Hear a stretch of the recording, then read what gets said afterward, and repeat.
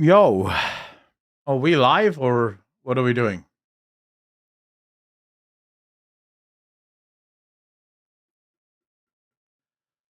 Don't know if we're live yet. We should be live. There we go. How you guys doing? Welcome back, ladies and gentlemen. Welcome back to each and every one of you. I hope you've had some fun. I don't know if you've been over to the Truth Report at all. If you've hung out there, I literally just came from there. Let me just quickly send a message here.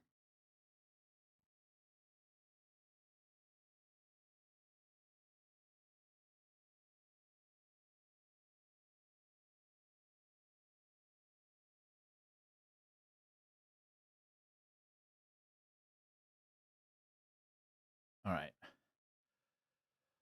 I don't know if you guys can see me, if everyone's busy somewhere else. I'm not sure what's happening. There's some bands playing and the military's apparently marching. Yeah, the military's marching. What a good time.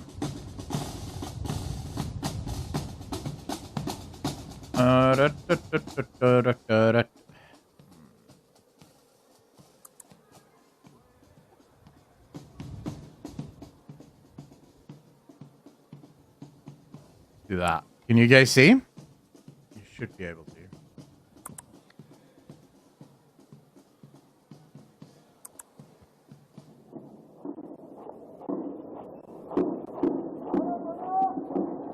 Apparently that's a thing now.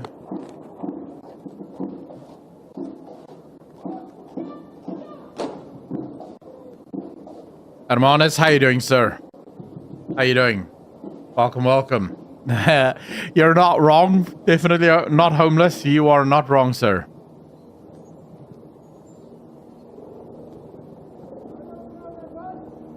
We are definitely not doing too well. Rue, how you doing? How you doing? Dude, even our military looks cheap. So what do you guys think? I was just on the Truth Report on their live stream leading up to the SONA, giving my thoughts and getting into debates and stuff. Really fun. Really, really awesome. I'll probably be on there after the SONA happens as well. But what are you guys looking forward to? Do you think anything's going to happen with the SONA of any importance?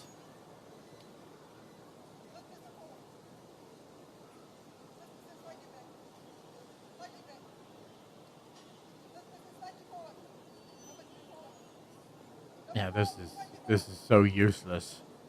I think it's starting in about half an hour. Maybe not even a half an hour.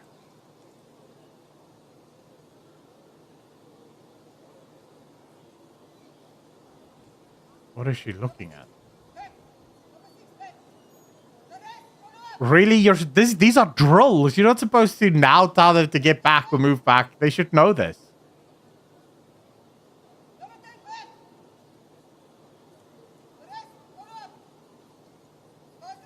Oh man, our military is so useless. No, this is an embarrassment. This is an embarrassment.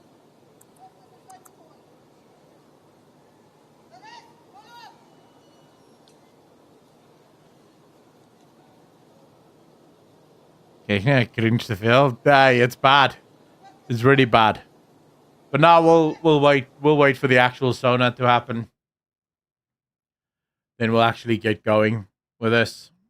I hope you guys are doing well. I see quite a few people are already in. Please feel free to chat. By the way, ladies and gentlemen, feel free to chat. Watching Cupcake Nonsense. Amy, but it's gonna be fun. It's always more fun watching this kind of stuff live. Like, trust me, it's always more fun. Watching it live, you get to make fun and you get to joke about the stuff that's happening, which is better than not. Plus, it gives us a front row seat to, well, the nonsense that Cyril Ramaphosa is about to speak. I'm going to stop the stream. Just late as usual. Why does anyone expect more than just nonsense? Nothing tangible. Ramblings of an empty head dressed in a suit. This is always a joke of note. Nothing of value from Grootkoop. I wonder if that's going to be the same this time around. Last year was a university in Ekurhuleni. This year, AI-powered sponsorships. State secrets on the flash drive there. No, this is my Windows 11 copy. I don't know why it's on my desk, but it is. But my Windows 11 copy is on this. When I do formats, I tend to do full formats with this rather than just the downloaded version of things. I think I'm gonna go make a cup of coffee quickly while we wait. Because I don't think there's much we can do at the moment. Except for wait, you know.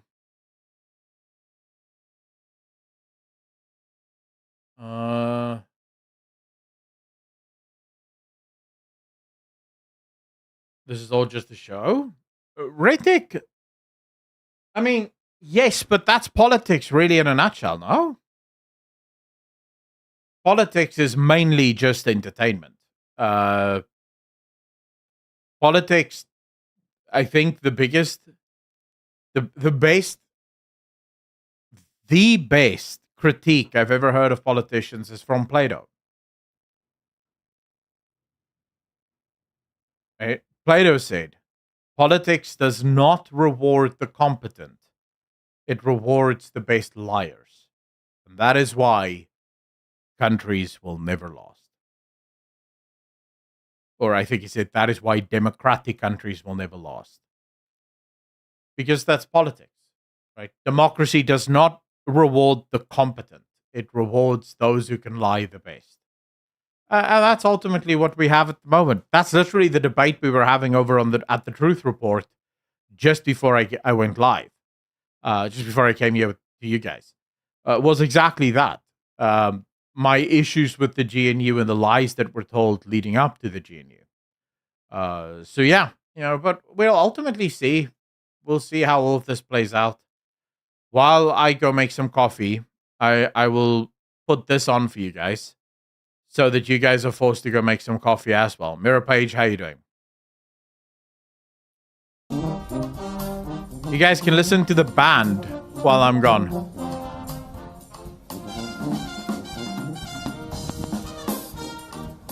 When I make that Java, are you going to miss absolutely nothing?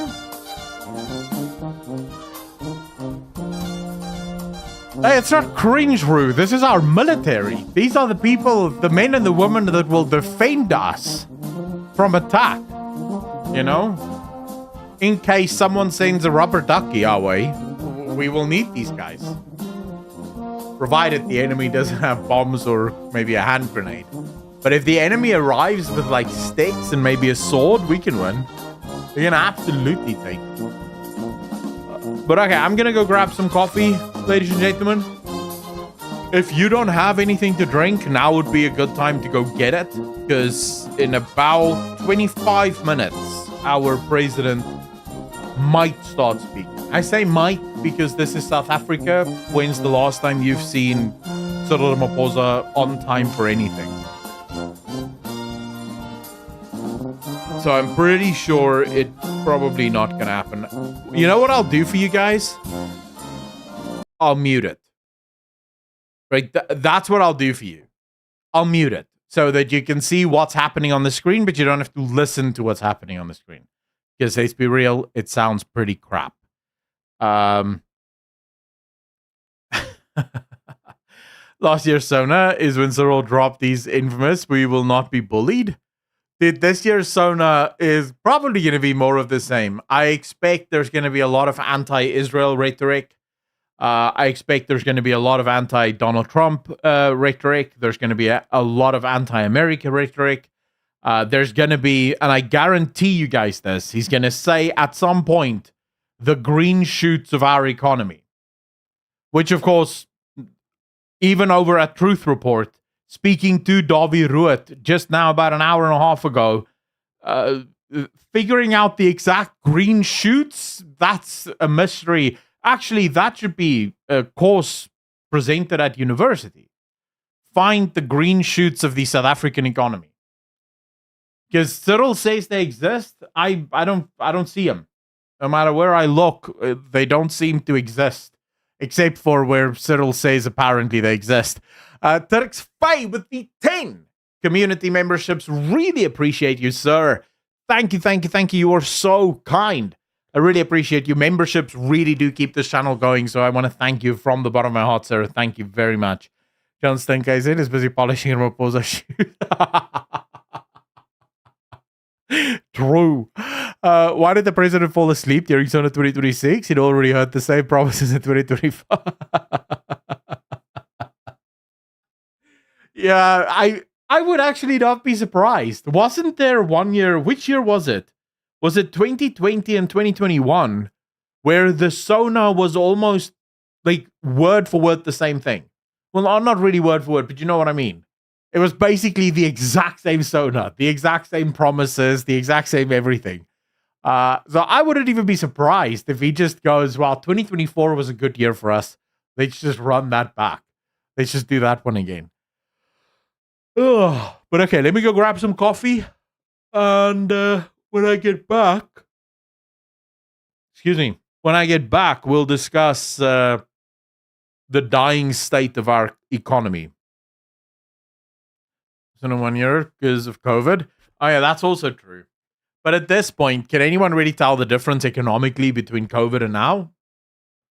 Like, genuinely asking. It feels the same. Doesn't feel like we've ever recovered from that. MK entertain us at least. Dude, the EFF, I forgot about that. Maybe the EFF walks out again. You know? Maybe the EFF walks out again. Maybe the EFF, and the MK just cause a ruckus. That'd be fun. Maybe they storm the stage again and the president fears for his life. A boy can dream, I'm going to grab some coffee, guys. I'll be right back.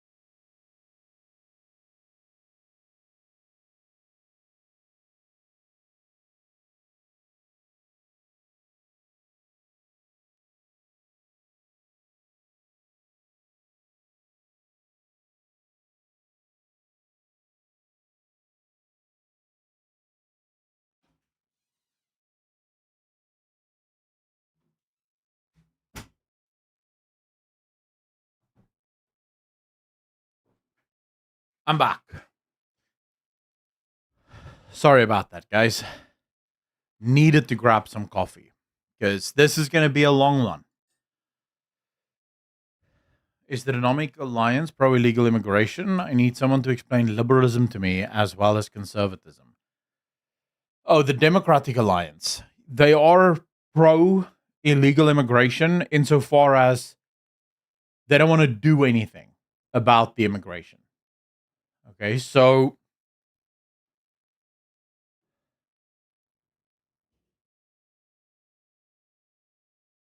it's difficult to explain liberalism and conservatism in a short period of time, but I will attempt to do that. Liberalism is, and I'm going to give you first the steelman argument for liberalism. Liberalism is the idea that people are individuals and the individual must be respected. Effectively, it boils down to the smallest minority is the individual. Libertarianism takes this to the extreme, but liberalism is effectively that. Every single man should be in charge of his own life, his own freedoms, and his own property, so to speak. From liberalism, there's a bunch of ideas. The idea, for example, that all men are created equal in the eyes of God, all men are equal under the law. There are certain rights that are instilled upon us by the creator of the universe. These would be life, liberty, and the pursuit of happiness, because those are really the only things that the government should be guaranteeing. That's what liberalism espouses, right? So it's what it says it's all about. Conservatism is all of that, but with one classic caveat. Stick to what works, and when you change slowly. Right? So conservatism isn't anti-change. This is what a lot of people mistake conservatism for. Conservatism, as the word suggests, is about conservation. So conservatives say, look, if man and woman worked for 6, 7, 8, 9,000 years or 100,000 years or 250,000 years, dependent on your belief system, then why change it now? So, for example, when the leftists are saying there's no such thing as a man and there's no such thing as a woman, conservatives say, well, you know, it served us pretty well for the last 250,000 years. How about we just stick with it? Because we don't know what the universe holds in store when we let go of these ideas. But it's probably better to just stay with it. The biggest problem for liberalism, on the other hand, is liberalism doesn't really have an answer to these sorts of problems, because liberalism is about progression, right? Liberalism does want to progress. And so the big problem that liberals often run into when they get presented with some of these more difficult challenges, like, for example, what is a man, what is a woman? Well, how do you stop this? If the individual is sacrosanct, if the individual is the most important in the entire system, and you have an individual that now claims, well, I am a woman. And it's like, well, you have a penis. Yeah, but I'm a woman still. Yeah, but you have a penis, though. Yeah, but I am a woman. Okay, well, you know, more power to you, Mr. Individual. The problem, so liberalism has that fundamental problem. The reason liberalism has that problem is because in reality, liberalism doesn't actually exist. Liberalism made a number of claims. So liberalism said, we have saved the world because we installed private property. This was a liberal idea during the Age of Enlightenment, during the French Revolution. Right? Well, one of the French revolutions, the Enlightenment revolutions.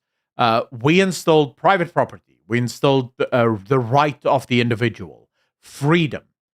The reality of that, though, they never invented any of that. Private property, we have evidence of private property among peasants going back something like 1,400 years before the actual Age of Enlightenment. So liberalism didn't invent private property. Private property has always existed. You have peasants selling their land between peasants to other peasants and all the rest of it. So, liberalism claims that they invented it and look at all the glorious things we've built as a result of it, but they didn't invent it. It's just always existed. All liberalism really did was claim it for themselves. The other thing is the individual. Liberalism claims we are the ones that invented this idea of the individual as the most important component of society. But again, that is just not true. We can go back again to the age of kings. Even kings understood that the peasants are individually super important, right? Kings viewed themselves as individuals.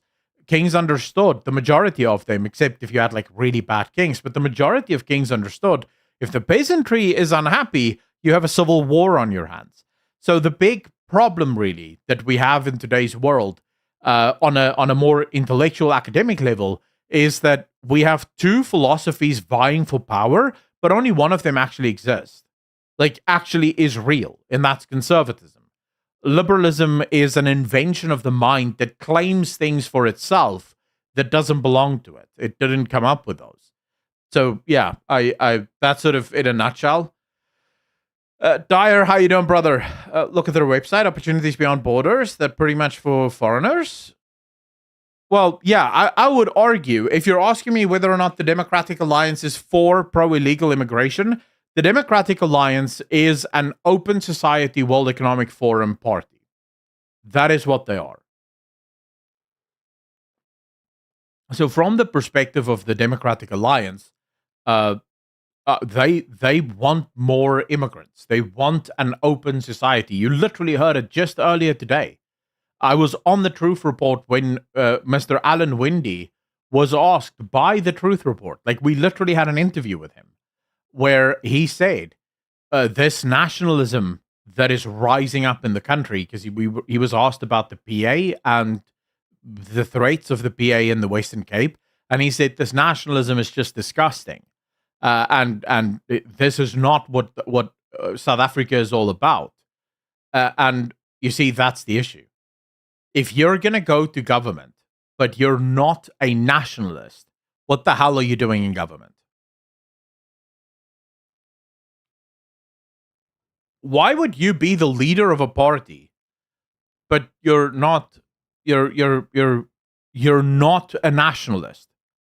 You're running to be in charge of a national country, but you're not a nationalist. So you're not putting your own country first. Why? This seems like basics to me.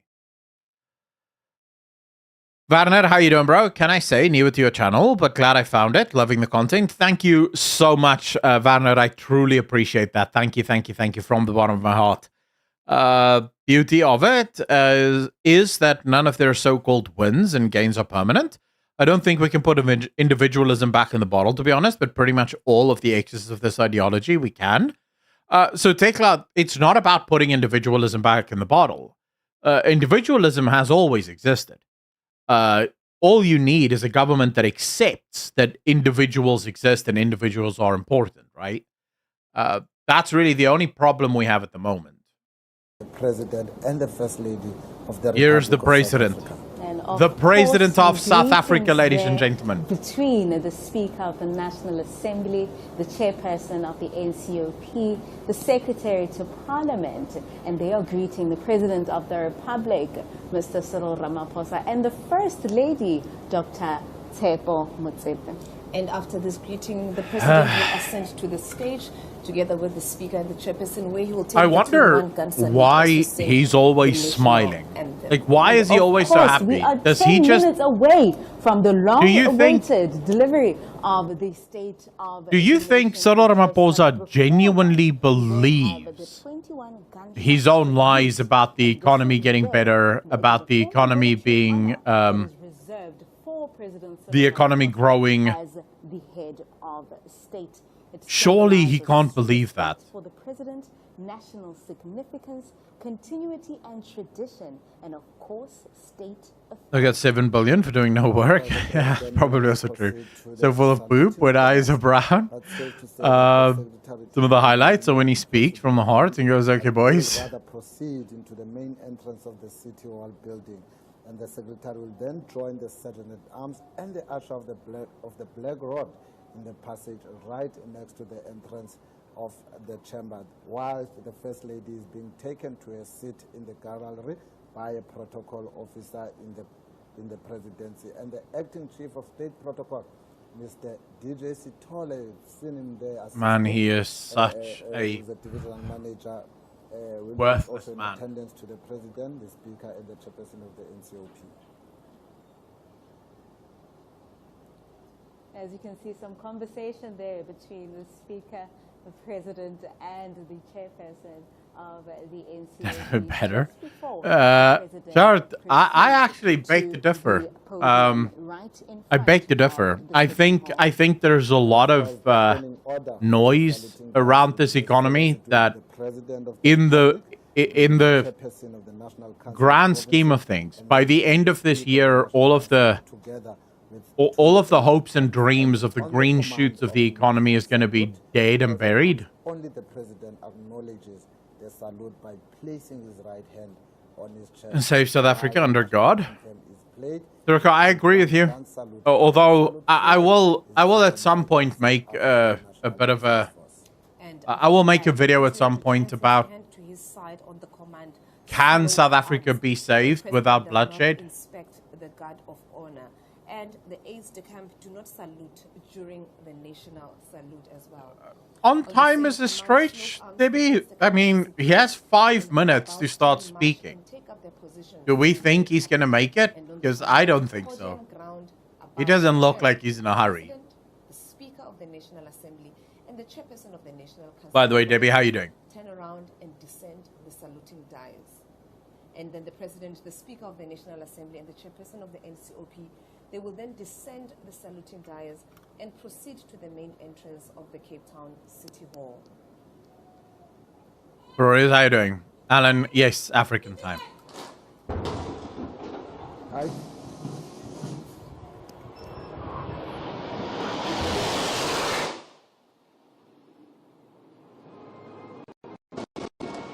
Man, we can't even do that so that it looks cool.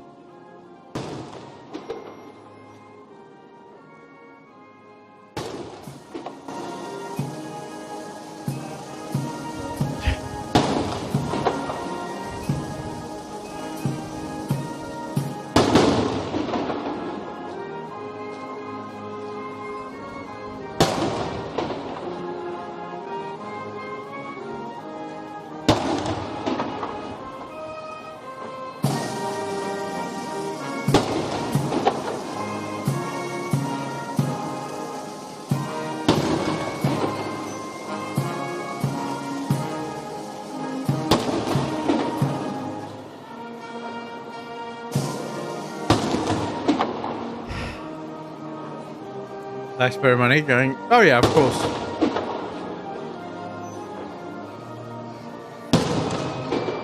Guys, I hope you feel glad you're paying for this nonsense.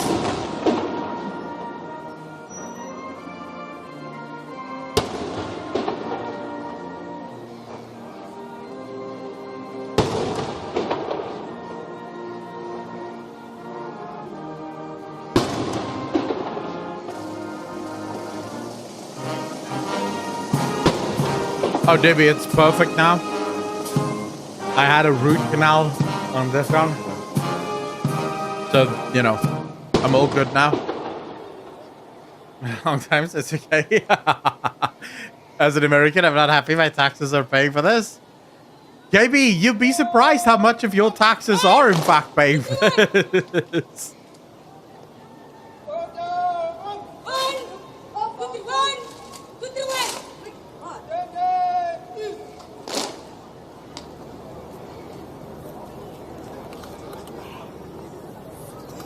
Thank you. Yeah, it did. I think all of those soldiers are standing there thinking, what a disgrace, man. What have we I become? know. I'm tired of talking. Rihanna gaan het. Like Oompa Loompa. True. You are not wrong.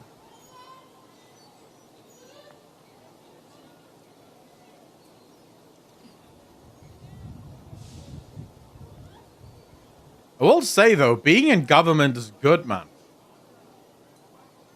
Like, these guys are fat. Like, very fat.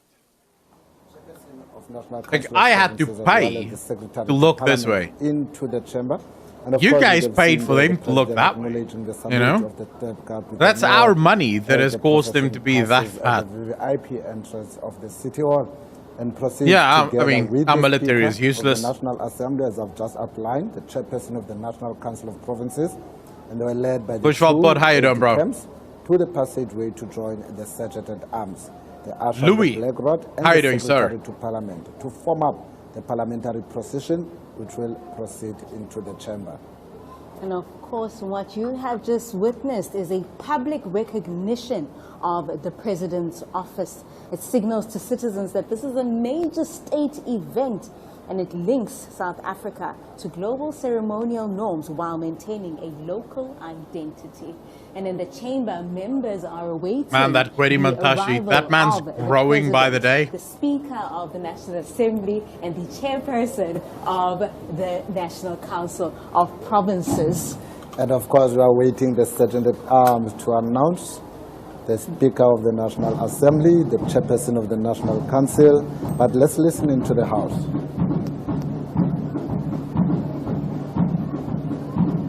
John introduce them to Uber Eats, or if they introduce John to Well, it is funny. As soon as John got into office, suddenly the man started ordering Uber Eats and almost bankrupted himself.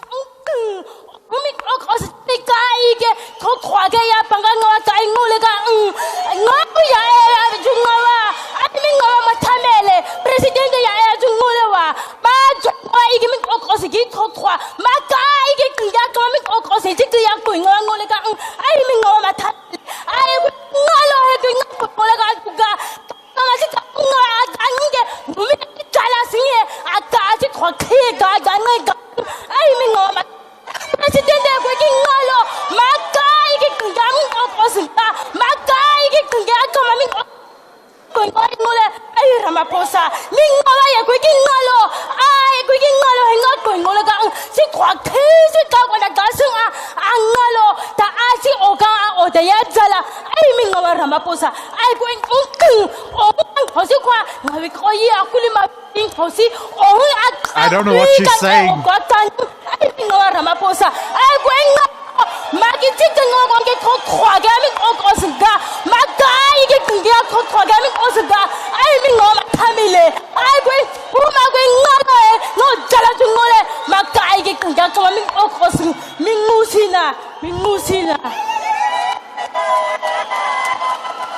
Yeah, I have no idea what she just said. Sorry, guys. I can't help you. She just made a bunch of clicking sounds.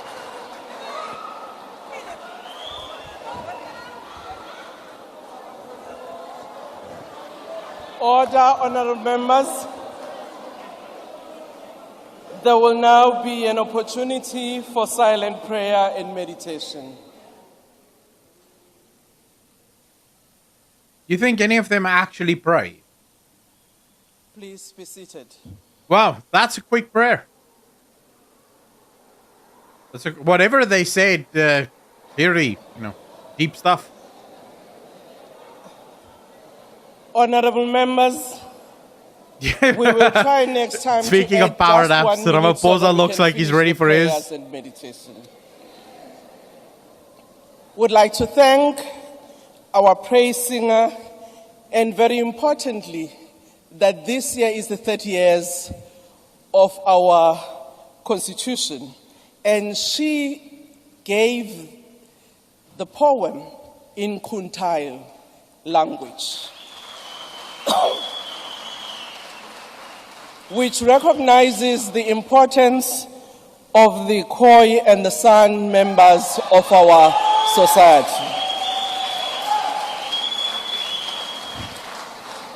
Honorable members, the leaders of our political parties who are here present with us in the gallery, our former heads of state, our former presiding officers who are here, our First Lady, the judiciary, the premiers of our provinces, the speakers, and all honored guests, that have been invited by Parliament to grace this important occasion where we'll be listening to the State of the Nation address. Would like also to acknowledge our members at home who are watching these proceedings I don't know, Jeremy. online. I do not know. Honorable members, the President has called this joint sitting of the National Assembly and the National Council of Provinces in terms of Section 84, subsection 2D of the Constitution of the Republic of South Africa, read with Joint Rule 13, subsection 1, subsection A, to deliver his State of the Nation address to Parliament. I now call on the Honorable the President, His Excellency Matamela Cyril Ramaphosa, to address the joint sitting. Honorable President. Okay. The man's there. Let's go. I will not call him honorable, I'm sorry. I have self-respect. Honorable members, may we be seated to I wonder allow what the the EFF is President going to do, man. to address the nation. Honorable President. Do you think the EFF is going to cause the ruckus again?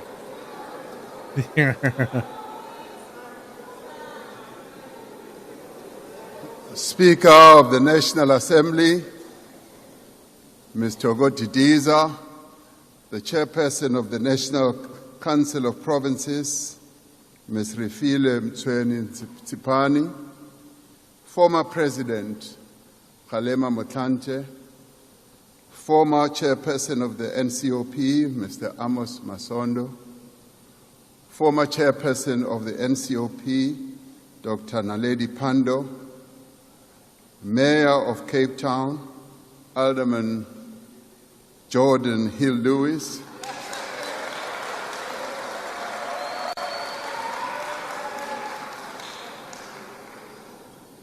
he was nervous. He thought I wouldn't be able to pronounce his first name because it's wrongly spelled. Deputy Chief Justice Dunstan Mlambo, Chairperson of the National House of Traditional and Khoisan Leaders, Khosi Thabo Siahlulo, Isithwalandwe, Mayor of the Brain, President of Contralesa,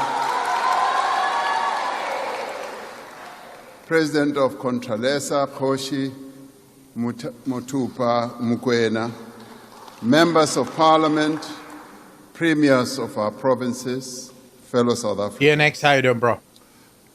70 years ago, thousands of women of all races marched to the Union buildings, their hearts beating with a common purpose.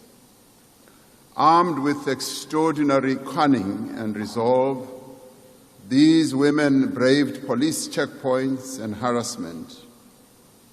In a voice loud and clear, they said, "We shall not rest until we have won for our children their fundamental rights of freedom, justice, and security." We recall the powerful image of Lillian Ngoyi, Helen Joseph, Sophie de Bruyn, and Rahima Musa, carrying armfuls of petitions to lay at the doorstep of a prime minister who did not dare to meet them. Every petition they handed over carried the weight of justice. Each of the 100,000 signatures they had collected expressed a desire for freedom and equality. For 30 minutes, the 20,000 women stood on the steps of the amphitheater of the Union buildings in silence, not singing, not moving, not speaking. The powerful imagery of these women standing in silence illustrated their resolve and their commitment to bring change about. Their silence reflected the deep emotional pain and frustration born out of systemic apartheid oppression. Oh, here we go. Their Apartheid's been mentioned, ladies and showcased gentlemen. the sorrow Well played. and the anger that these women felt in their fight for justice and equality. Their silence was long enough to be unsettling to the apartheid officials who were watching them. In that quiet moment, they showed the world that it is not the shouts of anger, but the stillness of determination that moves mountains. After the silence came the singing of the now eternally famous chant that has gone down in our struggle history, symbolizing the powerful role played by women in the struggle against apartheid. They chanted, "Watinta bafazi, watinti mbogodo." Don't know what that means. Translated, it means you strike a woman, you strike a rock. It is said that the women's chant rolled down the terraces of the union buildings, turning the seat of state power into a stage of protest, where courage meets authority. This evening we are honored to have amongst us Mam Sophie de Bruyn, one of the leaders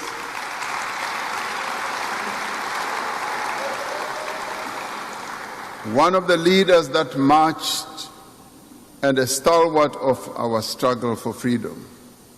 She and many other women who have made enormous sacrifices in our struggle for freedom remind us that women have always been at the forefront of change, ready to stand up, to be counted, to speak out, and never back down. He's not in wrong. the fight for White justice. liberal woman is literally involved in every single problem of society.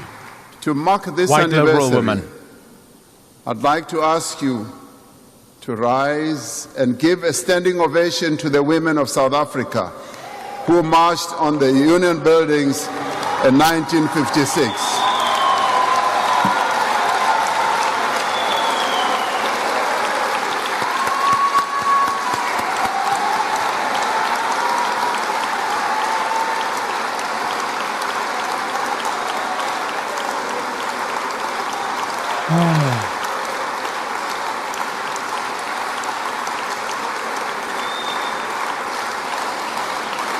We may be seated.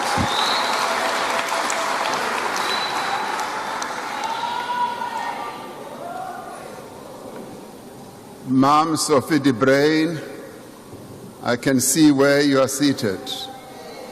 Please stand up so that we can see you.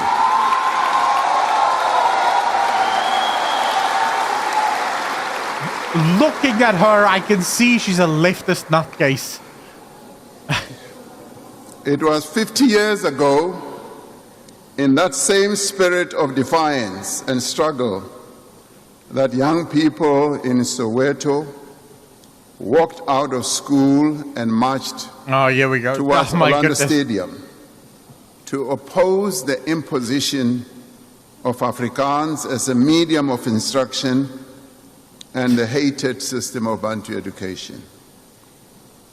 Their courage in the face of a brutally oppressive regime reverberated around the world and brought renewed attention to our struggle.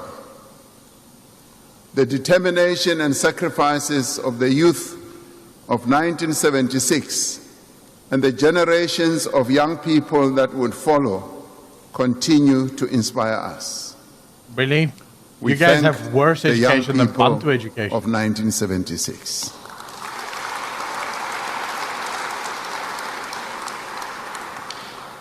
"30 years ago, in 1996, in this very precinct, in the Houses of Parliament, the Constitutional Assembly adopted the text on which our democratic nation is founded. Our Constitution reflects the spirit of those women who marched in 1956, and the young people of 1976, and the many South Africans from all walks of life who fought for our freedom.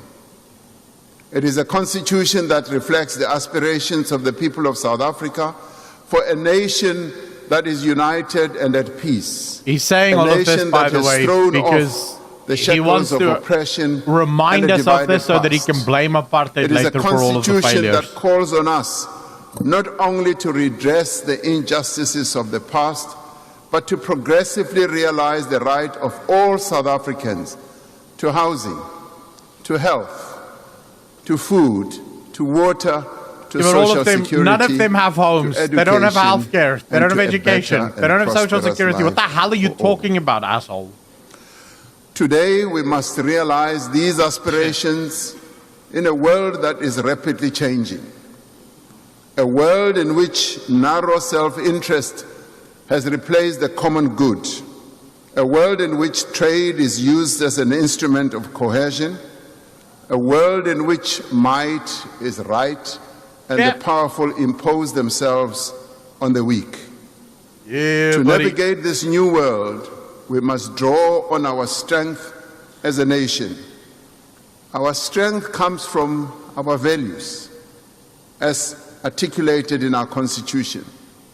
The values of dignity, of equality, of non-racialism, non-sexism, diversity, and of the inherent worth of every person. It comes from our people. Our strength comes from our people, from our tolerance, from our generosity, kindness, and solidarity. It comes from our steadfast commitment to upholding the rights and affirming the dignity of people in our society who face prejudice and discrimination, including persons with disabilities and members of the LGBTQIA+ community. Our strength comes from our determination and resolve. It comes from our creativity and inspiration. As we navigate this new world, we must rely on that strength, the strength that comes from our natural endowments, from the minerals in our earth and the richness of our soil, from the beauty of our mountains and shores. Our strength comes from our institutions, which are robust, independent, and from the spirit of democracy and freedom that lives deep within all of us. Our strength and power comes from one another. Man. It comes from what we can achieve when we work together. Take care, Jeremy. Our strength also comes from our respect for one another, even as we may differ on various issues. Our strength also comes from our sporting men and women who continue to lift the South African flag on the world stage and bring glory to our nation. I don't think so, Debbie. Look at Gaten clapping as if he's part of it. The state of our nation, we can say that we are stronger today than we were a year ago. No, we're not. Our economy is growing again, and this growth is gathering pace.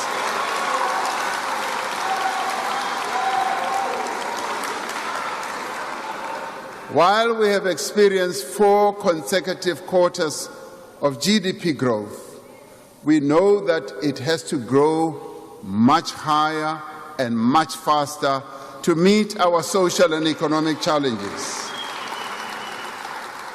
We have achieved 2 consecutive primary budget surpluses. Our credit rating has improved. Interest rates are coming down. And inflation is at its lowest level in 20 years. We are on a clear path of This stuff stabilizing nonsense. our national debt. The rand has strengthened against the dollar. No, it hasn't. Oh, I was waiting for him to say this.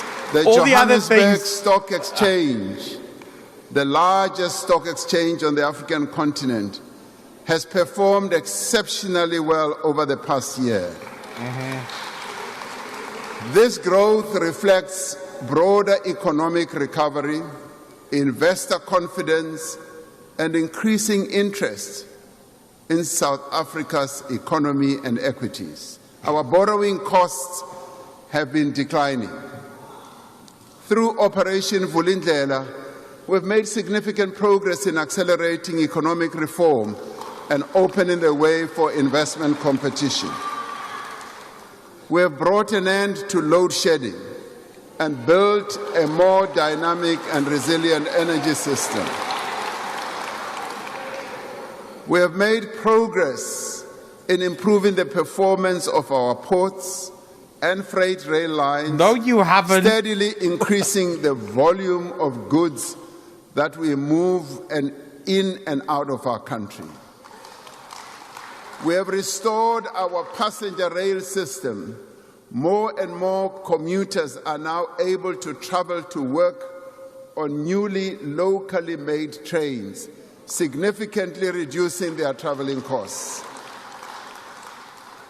This is also investing mostly not true. across our country in roads, in bridges, in rail lines, in ports, in dams, and in solar farms. We have created over 2.5 million opportunities through the presidential employment stimulus, mainly for young people and women. The expanded Works program and community work program continue to offer job opportunities to many throughout the country. Last year, we saw the highest matric pass rate in our history, with more than two-thirds. Now, with more than two-thirds of all bachelor passes coming from schools in the most disadvantaged communities. Let's see. What's the level Now, of education there, as the economy Cyril? continues to grow, the rate of unemployment must come down. By expanding our social protection system through the SRD grant, we have reduced the number of people living in food poverty. We are strengthening our Ja, ek wil ook daar gaan bler, anti-corruption man. laws. Our country has been removed from the grey list of financial action task team. That's temporary, by the way. We'll be back on that list soon. I think maybe a year or We continue to two. make the progress that was difficult to make in previous years. The work we have done to rebuild key institutions from state capture is showing results. The South African Revenue Service is once again a world-class tax authority. Yep. The one thing that works in this country is taxes. He didn't lie there, guys. The That was true. Investigating Directorate continues with its work and is making progress in the prosecution of those who need to be prosecuted. Most importantly, That's just our a lie, you democratic asshole. system is maturing. Our democratic system is maturing and growing stronger.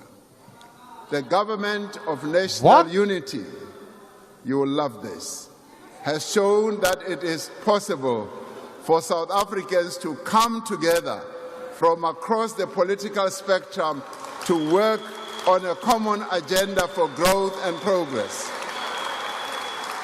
No, it didn't. Last What are you year- talking about? We hosted the leaders of the world for a successful G20 summit,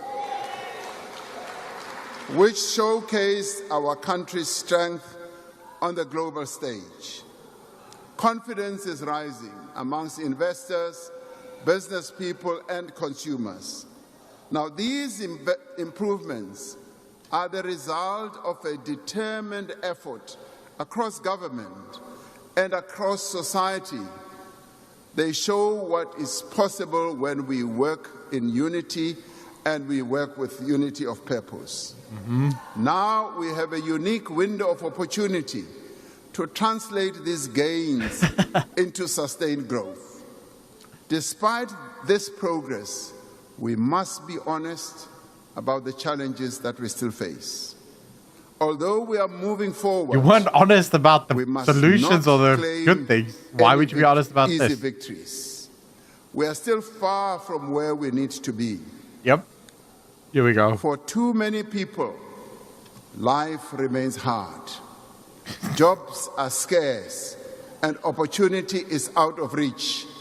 South Yep. Africans are worried about violent crime and corruption. They are concerned at the state of local government and its inability to deliver basic services in many parts of the country. Above all, they are desperate for work and for an income to support their families. We can only be strong when we are equal, when the progress we have made is shared by all South Africans. The Constitution calls on us to work towards a society in which every South African has a fair chance to make a better life for themselves, in which every child receives a decent education and an opportunity to work and to thrive. Well, A there's society no in decent which education. we reclaim our public spaces and meet one another in the streets as equals, in which the state works for the people and the corrupt face consequences. This State of the Nation address outlines the actions that we have taken since last year and the steps we will take this year to advance the strategic priorities of the Government of National Unity. And these priorities, to remind ourselves, are firstly, to drive inclusive growth and job creation. Secondly, to reduce poverty and tackle the high cost of living. And thirdly, to build a capable, ethical and developmental state. This evening, we outline the work we must do, work that we must do together to build stronger communities and a stronger nation. We outline the work we must do together to build a South Africa that is more prosperous, more inclusive, and more peaceful, more united, and ultimately more equal. You can't have equal and South prosperous. Africa must be safe and secure. The cost of crime is measured in lives that are lost and futures that are cut short. It is felt also in the sense of fear that permeates our society and in the reluctance of businesses to invest. Children here in the Western Cape are caught in the crossfire of gang wars. People are chased out of their homes by illegal miners in Kagiso, in Gauteng, by Poba Mogale as well. But that's Women your are fault. murdered by their partners in their homes. Building sites are shut down by criminals. This must and will change. Yeah, the farmers don't even get a Organized mention. crime I thought we were all is now the equal. most immediate threat to our democracy, our society and our economic development. Our primary focus this year is on stepping up the fight against organized crime and criminal syndicates. No, it isn't. Because if that was the primary focus, you would be in jail. Makuna would be in And we jail. will do The entire so ANC would be in jail. Using technology, intelligence, and integrated law enforcement. We will tackle organized crime by consolidating intelligence at national level, Intelligence. Lol. identifying priority syndicates, and deploying hand-picked multidisciplinary intervention teams focused on dismantling criminal networks. To strengthen our fight Now, to strengthen our fight against gang violence, I will be deploying the South African National Defence Force to support the police. Oh wow, that's actually a good move, I'm not gonna lie. I did not expect that.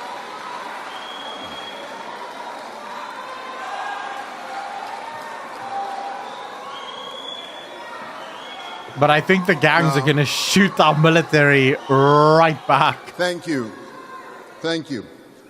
As I said, I will be deploying the South African National Defence Force to support the police as we did to great effect with illegal mining. I have directed the Minister of Police and the SANDF to develop a technical plan on where our security forces should be deployed within the next few days in the Western Cape and in Gauteng to deal with gang violence and illegal mining. Rian, almost guaranteed he will probably mention it because it's an opportunity for him to throw John Steenhuisen under the bus. As is required by the Constitution, I will inform the National Assembly and the National Council of Provinces regarding the timing and place of the deployment of our soldiers and what it will cost. We have to act to rid our country of gang violence. Yeah, but then you guys would have to retire and be arrested. At the same time, we are implementing an integrated strategy to address the root causes of crime through coordinated interventions across society, from street lighting to access to social services. We are going to tackle gun crime by streamlining legislation and regulations on licensing, possessing and trading in firearms and My ammunition. goodness, they're coming for the guns. Enforcement of They're coming for the existing guns. gun laws. We are putting more boots on the ground through the recruitment this year of 5,000 People are being killed with illegal guns, officers, and they're going to take the legal guns away. 20,000 new officers we announced previously in the State of the Nation address. We are also addressing the threat posed by the infiltration of illegal and counterfeit goods to South African jobs and industry. We are establishing a national illicit economy disruption program that brings together key state agencies and other stakeholders, including the private sector. Through the effective use of data analytics, AI, we will be targeting high-risk sectors like tobacco, fuel, alcohol, and other counterfeit products. The hearings of the Madlanga Commission of Inquiry and the hearings that are going on in the ad hoc committee here have exposed rampant corruption in the SAPS and some metro police departments through the abuse of power. We cannot tolerate this. The rule of law depends on a police service that is ethical, responsive, and rooted in the communities that it serves. The South African Police Service has established a task team to ensure that investigations arising from the Madlanga Commission are undertaken swiftly without interference. The State Security Agency will revet the senior management of the South African Police Service and Metro Police Departments. The vetting process will include lifestyle audits as well. As we have successfully done with previous commissions, we will use the recommendations of the Madlanga Commission to make far-reaching changes. We are determined that the Commission's findings and recommendations will lay the basis for a fundamental reform of our criminal justice system. Like the Zondo Commission We did, are confident where no one has been that arrested? these efforts will succeed because the great majority of police officers are dedicated to upholding the law and diligently serving the people of South Africa. Okay. Now, drawing on the success of Operation Vulindlela in advancing economic reform, we will use a similar approach to establish a hard-hitting new criminal justice reform initiative. This will crack down on organized crime, on illicit firearms and trade, using a dedicated team to ensure that reforms are implemented across the system. We are further intensifying the fight against corruption by strengthening bodies such as the Special Investigating Unit, the National Prosecuting Authority, and the Hawks. We will finalize government's approach to the recommendations of the National Anti-Corruption Advisory Council on the establishment Ja, det är next of time, a Sam. permanent, independent, overarching anti-corruption body.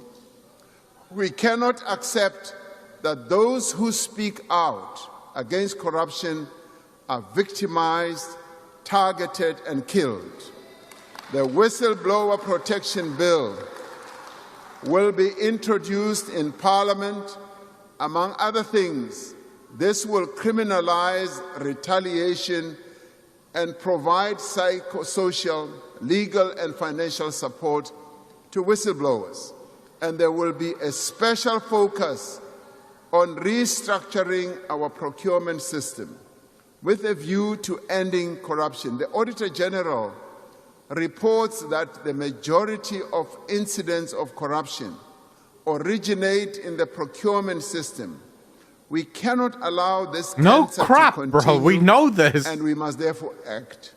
Measures will be taken. You've had how many years to act against this, and now suddenly we must Measures act? that we will take will include the use of technology and the finalization of the new Public Procurement Act Use of technology. regulations by mid-2026. We cannot fight organized criminals by treading softly. We must act with zero tolerance and bring the full force of the law to bear. And I'd like this message to be clear. There will be no impunity for acts of criminality and corruption. What about Senzo In Mukunu? addition to crime, water is now the single most important issue for many people in our country, from large cities like Johannesburg to smaller towns like Knysna and rural areas like Guyana. We have all seen the pain that our people have been expressing through demonstrations Floris, in that's also various true. parts of Gauteng. Now, these protests have been fueled by the frustrations that our people are feeling over inadequate, unreliable access to basic services such as water. I have directed the Minister of Water and Sanitation and her deputy, as well as the Minister of Cooperative Governance, to attend to the water shortage problem and engage with our communities.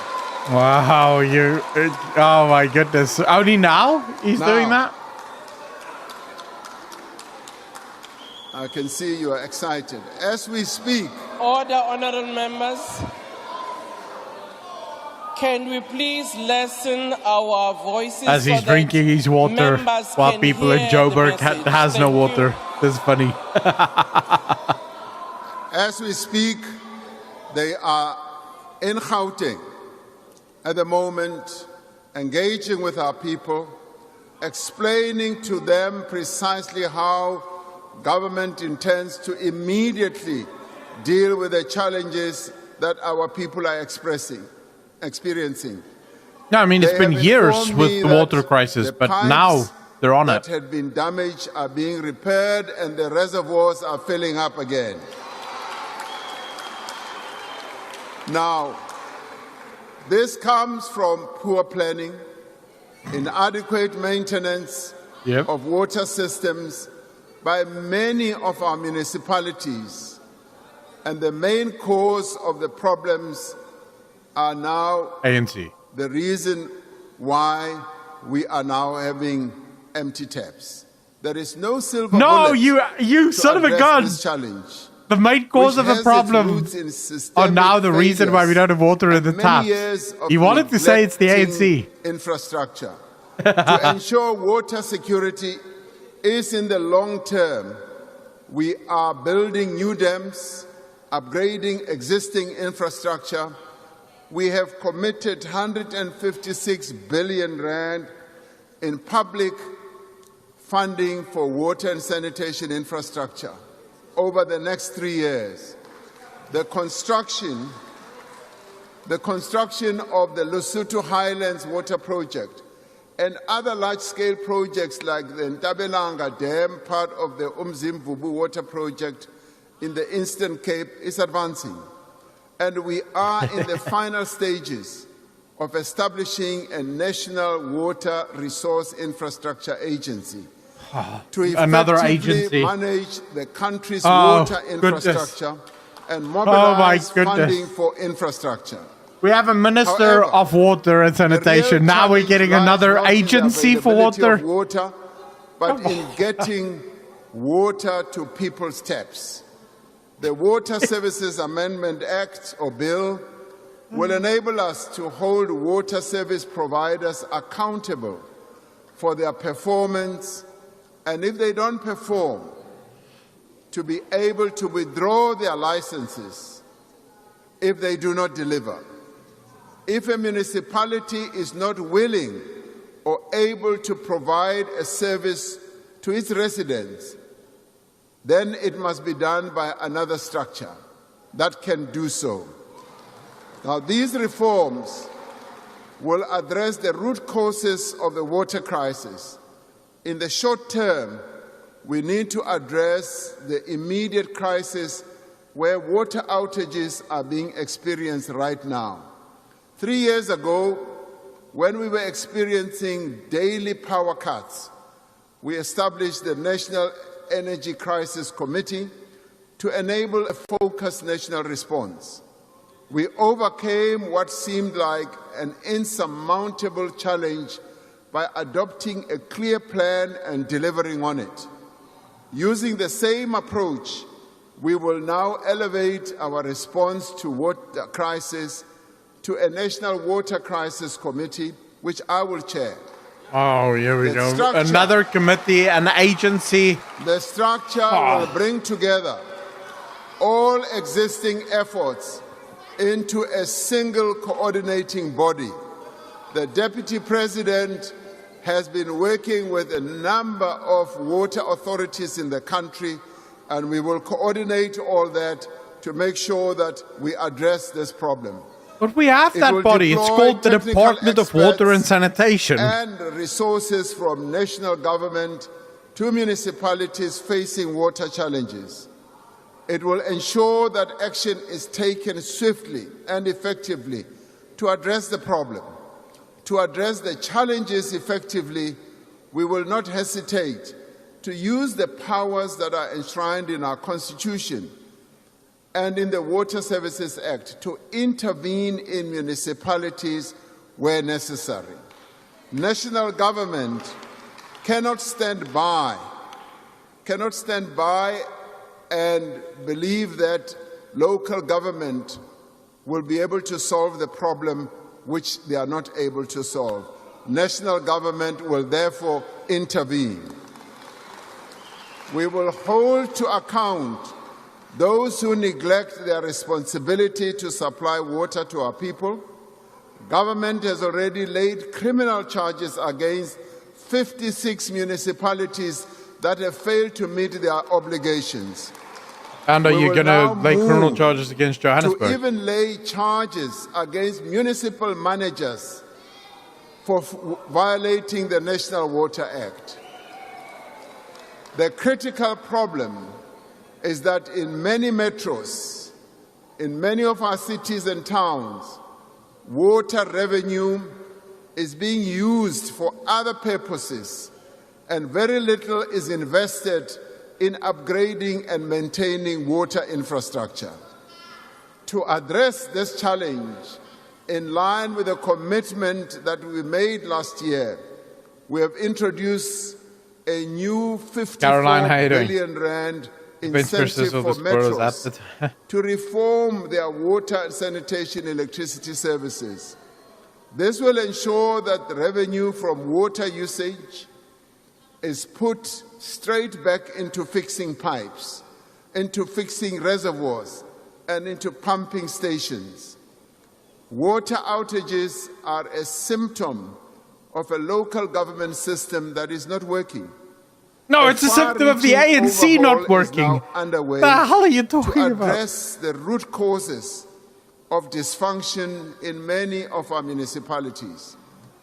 In many places, local government administrations are weak, don't have the capacity, and are also governed by patronage rather than by technical capacity and merit.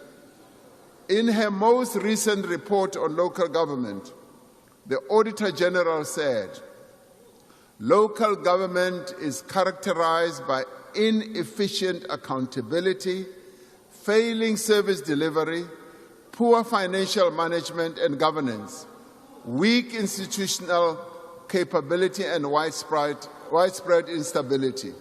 She says that arresting the decline of local government will require our collective action. We are now taking collective action. Learning from our experience of the past 30 years, we will in the coming months finalize a revised white paper on local government. This will provide solutions for the functioning of an effective local government system. The white paper will reimagine the way that our local government should work. Oh, the this is going to be system interesting. Is too complex and fragmented, expecting even small and weak municipalities to take on many responsibilities. We will propose fundamental changes that recognize the reality that some municipalities can take on more functions than others, and that we need a differentiated approach to municipal powers and responsibilities. Oh, that's interesting. We're also proposing a more structured cooperation between municipalities and traditional and Khoisan leadership institutions to enable community engagement and shared problem solving. We will ensure that senior officials in local government have the required qualifications and are appointed through an independent process free from political interference. Where municipalities fail, we will strengthen the ability of national government to intervene more quickly and to direct corrective measures in the interest of serving our people better. These changes may be difficult, but they must be done. While these fundamental reforms are underway, we will continue to implement targeted support to improve the delivery of basic services through the presidential working groups on eThekwini and Johannesburg. While we have made progress in stabilizing eThekwini, which has led to investor confidence returning, there is much more that needs to be done in Johannesburg to deal with collapsing infrastructure, financial mismanagement, and electricity and water interruptions. The same applies to a few other metros in our country as well. All ANC ones, right? Many committed people with skills and experience working in local government. It is our responsibility to remake, reorganize, and better resource municipalities so that they can continue doing their work. As a country, we're increasingly vulnerable to extreme weather conditions. And just a few weeks ago, catastrophic flooding in Limpopo and Mpumalanga, as well as parts of KZN, caused the loss of a number of lives and widespread destruction of homes, schools, clinics, and other infrastructure. I visited Guyana, and where there were 16 houses, nicely built houses, as we arrived, it was just an open field.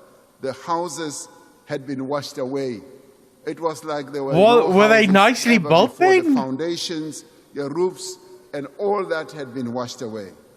The classification of floods as a national disaster has enabled national and provincial government to prioritize funding to address the most pressing needs of the people who are affected. A stronger South Africa depends on a growing economy.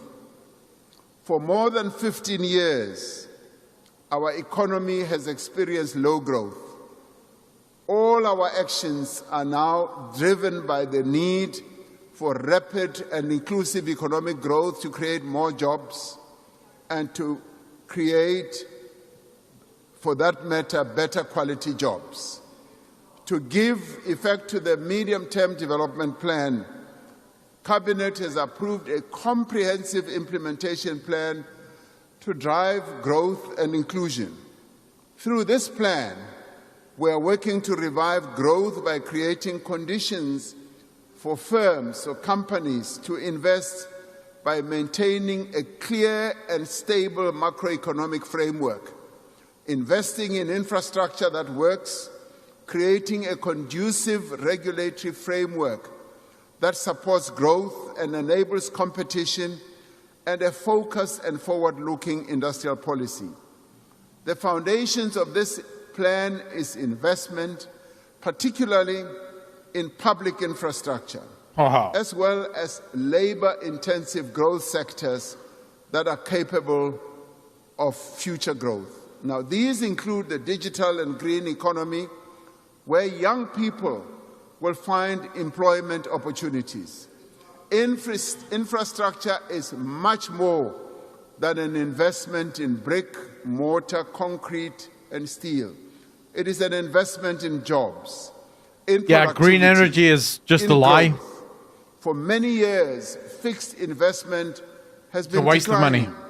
We are now changing all that.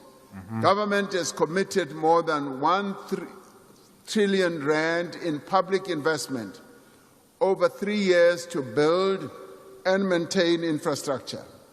This is the largest allocation of its kind in our country's history, and it will be transformative. It will create jobs. Through the Infrastructure Fund and the new regulations for public-private partnerships, we are using innovative funding models, reducing risk and attracting investors to fast-track projects in energy, in water, in transport, and in the digital infrastructure. We launched our first-ever infrastructure bond to raise funding for the infrastructure drive that we have embarked upon, which was more than 2 times oversubscribed, showing that when we have put our resolve forward and have put forward innovative ways of raising money, those with money, the private sector, do respond. Disputes arising from implementation of tenders often delay the implementation of necessary infrastructure.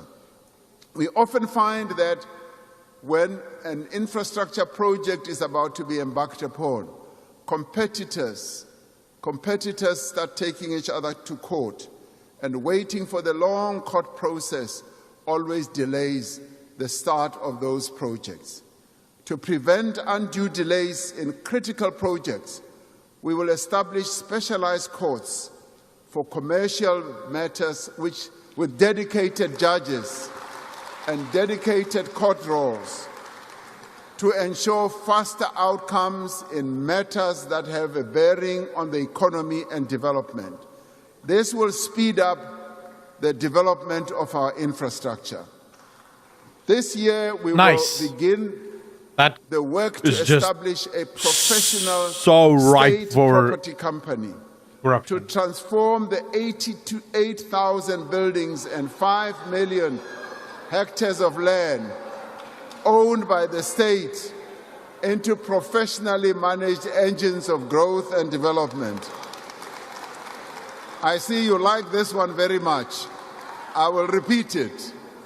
Now, through Operation Vulindlela, we are working to transform the structure of our economy, to fix our infrastructure, and make our electricity, water, and logistics sectors more competitive and more efficient.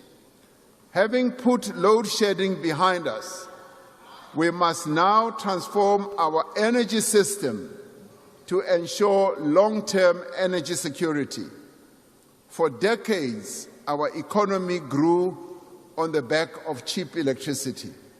But then state capture, mismanagement, inadequate maintenance, and inflated mega projects drove up the cost of electricity to businesses and to ordinary citizens.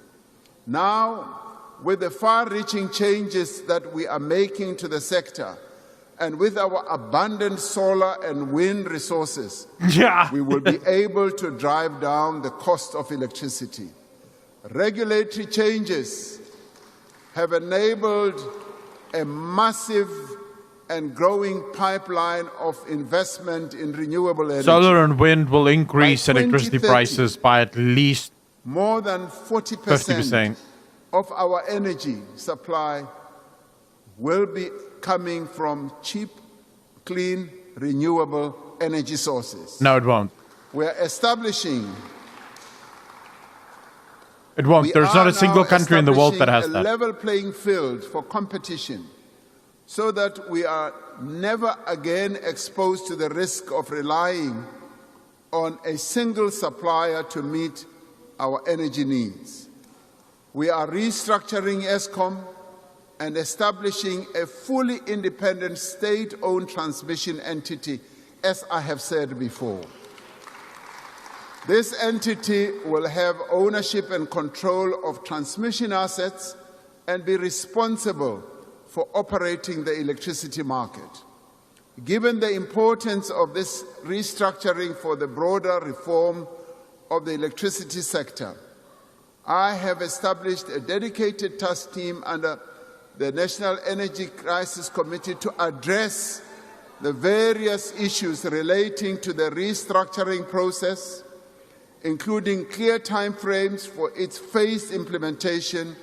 The Minister of Electricity and Energy, Minister of Finance, and the Minister of the Presidency, and other ministers who will all work together to make sure that we come up with clear proposals and timelines and how this will be phased in terms of implementation.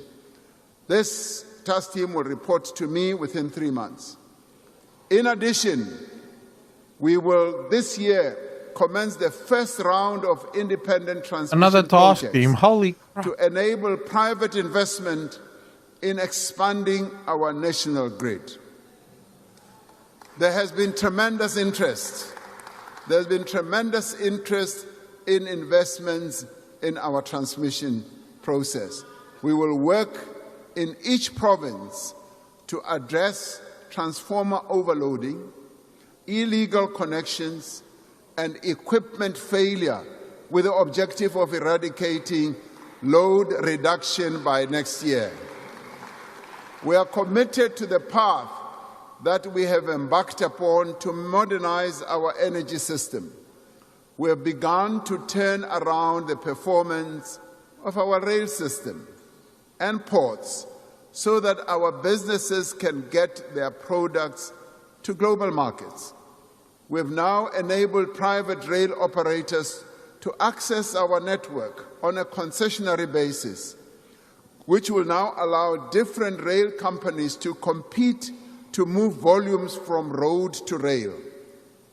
Later this year, we will initiate major public-private partnerships in our port terminals and rail corridors through a concession model that preserves public ownership by the state while mobilizing private investment and expertise. Last month, Last month, we concluded a partnership with an international port operator to manage the Durban Pier 2 container terminal, the largest in our country. Pier, you're right. This partnership, something good also comes from your side. This partnership will result in new investment in equipment and infrastructure at the port and will bring it back to world-class standards. We continue preparations for the introduction of high-speed rail in South Africa. Turning point, I have no idea, but maybe check out the Truth Report. I know you love this They one. might have someone on.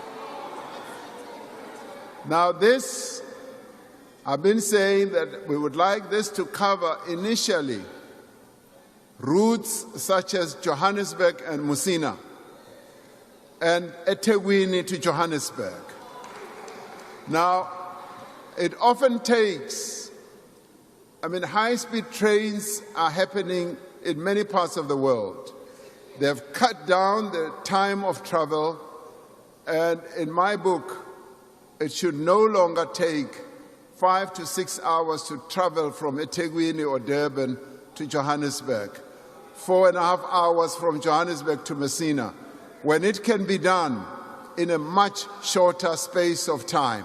He wants to build high-speed rail. Want it, and progress is now being made. Nearly 30 companies indicated their willingness to participate in high-speed rail corridors when we put out the request for information last year. We are preparing to send out a request for proposals which will introduce a new era of long-distance rail travel in South Africa at a faster pace. We are determined to compete in a rapidly changing global economy. Our industrial policy focuses on areas where we have competitive advantage, where we can create jobs. They're not building it, they're just seeing who will pay for it. Our trade policy is aimed at promoting sustainable development, growth, and strengthening our international partnerships. In a world where countries are looking to diversify their supply chains, we have an opportunity to ramp up our exports across the globe. We have a diverse economy, high-quality manufacturing facilities, and strong regulatory frameworks. We are strengthening our capacity for trade negotiations and expanding our missions abroad to drive economic diplomacy. Amid the turmoil in the global economy, we are supporting our established industries in the face of strong headwinds. We have moved to revive our ferrochrome industry and to protect jobs in our steel industry, in our automotive and other sectors which employ hundreds of thousands of South Africans in good quality jobs. Ministers are crunching the numbers on a daily basis, seeking to protect the jobs that could be lost through the decline of these industries that are now facing fierce competition. We are working with businesses and workers to close loopholes in our tariff structure and develop additional measures to protect and grow our manufacturing base. As we protect jobs in vulnerable industries, we remain focused on sectors that will drive future growth.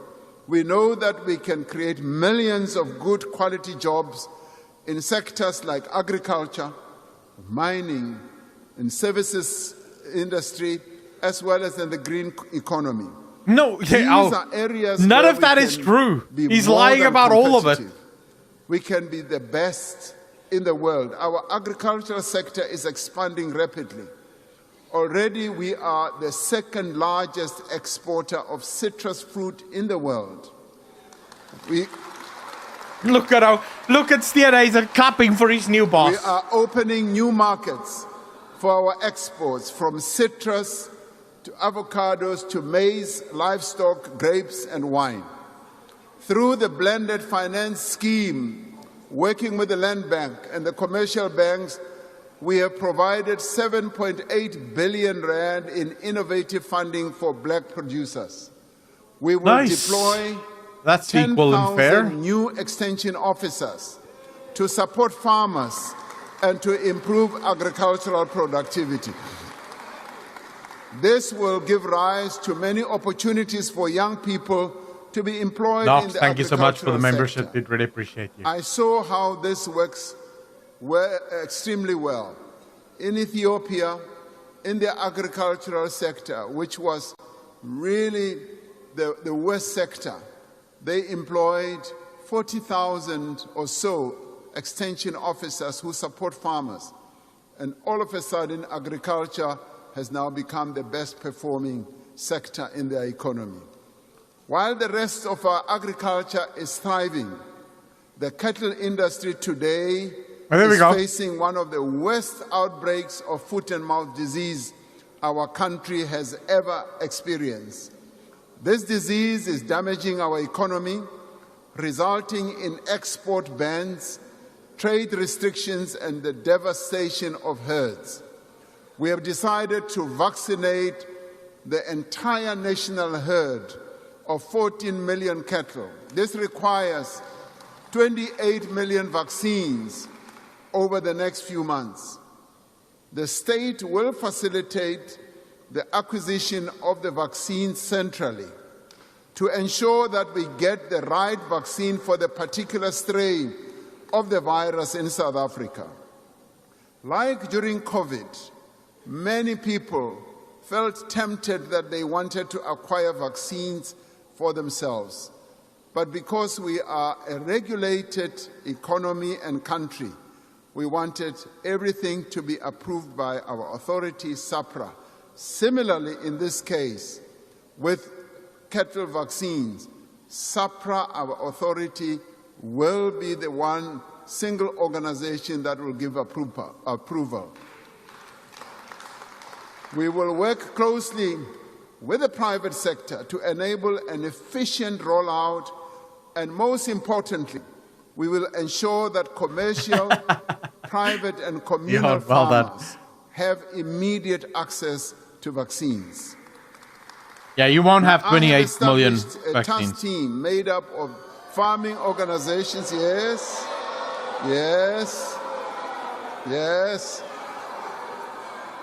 farmer organizations and experts, working together with the Minister of Agriculture and his department, that will report to me every month about the progress we are making in dealing with the pandemic. Now he wants farmers' help. Why do we do this? We do this because we've got experts. We've got people with great knowledge. We need to mobilize them. We need to bring them to work with government because they have the know-how and the wisdom. We have classified foot and mouth disease as a national disaster and will be mobilizing all necessary capabilities within the state to deal with this crisis. Our services sector, from digital technology to financial services, is growing. Our financial institutions are some of the best in the world, and they have the ability to compete in Africa and across the globe. We are attracting major investment in digital infrastructure with 55 data centers already built and more than 50 billion of investment expected over the next few years. Tourism is a vital driver of economic growth. With every 13 international tourist arrival, they support one job. Our tourism sector made history last year, recording the arrival of 10.5 million visitors from overseas. Can't we have must now promote unique cultural historical and natural attractions of our country to reflect you, our Laurie. country's identity. This can include traditional festivals, cultural areas in our country, local crafts, historical sites, and natural landscapes across the country in rural areas as well. As we strengthen our criminal justice system, we will make areas safer for tourists to visit. In the coming year, we will extend the electronic travel authorization system to all countries that require visas, enabling applications for tourists to be processed digitally within a 24-hour period. Okay. Now, the biggest opportunity of all lies in the green economy. We are pivoting our economy to be a leading supplier of products which the world will rely on in decades to come. We are expanding support for manufacturing of green products for global markets, from fertilizer to jet fuel, chemicals to steel. From March this year, we will introduce 150% tax deduction for investment in new energy vehicles, while supporting the local production of batteries as well. International pledges to the Just Energy Transition Investment Plan now stand at approximately 250 billion rand. This is financing large-scale investment in manufacturing, infrastructure, as well as skills. South Africa has become the world's largest reserve of critical minerals. Our ore reserves are valued at more than 40 trillion rand, making mining a sunrise industry. After many years of declining investment in exploration, we are dedicating funds towards geological mapping and exploration to harness our critical mineral reserves. Just this week, the Industrial Development Corporation announced more than 300 million rand in funding for the Frontier Rare Earths project in the Northern Cape. This has the potential to become one of the largest and lowest cost new producers of minerals that are needed for smartphones, lithium batteries, and other products. Confidence in the future of South African mining was very evident during the Mining Indaba this week here in Cape Town. New gold, copper, rare earths, platinum, and coal mines are being opened. And black people are players, serious players in this industry now of late. You mean cadres? And we are happy about that. You mean friends who are making billions while everyone else starves. In November last year, the G20 countries supported our proposal to expand local beneficiation of critical minerals and the export of finished goods. Critical minerals beneficiation that should take place at the source of extraction, right where the minerals are found. Over the course of the first 5 South African investment conferences, we were able to raise 1.5 trillion rand in investment commitments. To date, over 600 billion that was committed has flowed into projects. New factories, mines, and other facilities are being opened each year. We have now set ourselves a target of raising 2 trillion rand in new investments over the next 5 years. We therefore look forward to hosting the 6th South African Investment Conference on the 31st of March of 2026. So that he can beg for more money. To build a more inclusive economy, we are going to back those who create opportunity. If every small and medium business in South Africa could employ 1 additional person, we would create 3 million new jobs. But many of these businesses, a number of which are owned by women and young people, cannot get funding to start or to grow. Many struggle to find markets for their goods and services, and nearly all small and medium enterprises have to contend with a multitude of regulations, of bylaws, of licensing requirements, and bureaucratic hurdles. We take seriously the public comments on the draft business licensing bill and will ensure that the final bill makes it easier, not harder, to start and to run a small business in South Africa. We will do that. This year, we will provide more than 2.5 billion in funding to over 180,000 small and medium enterprises and extend a further 1 billion in guarantees.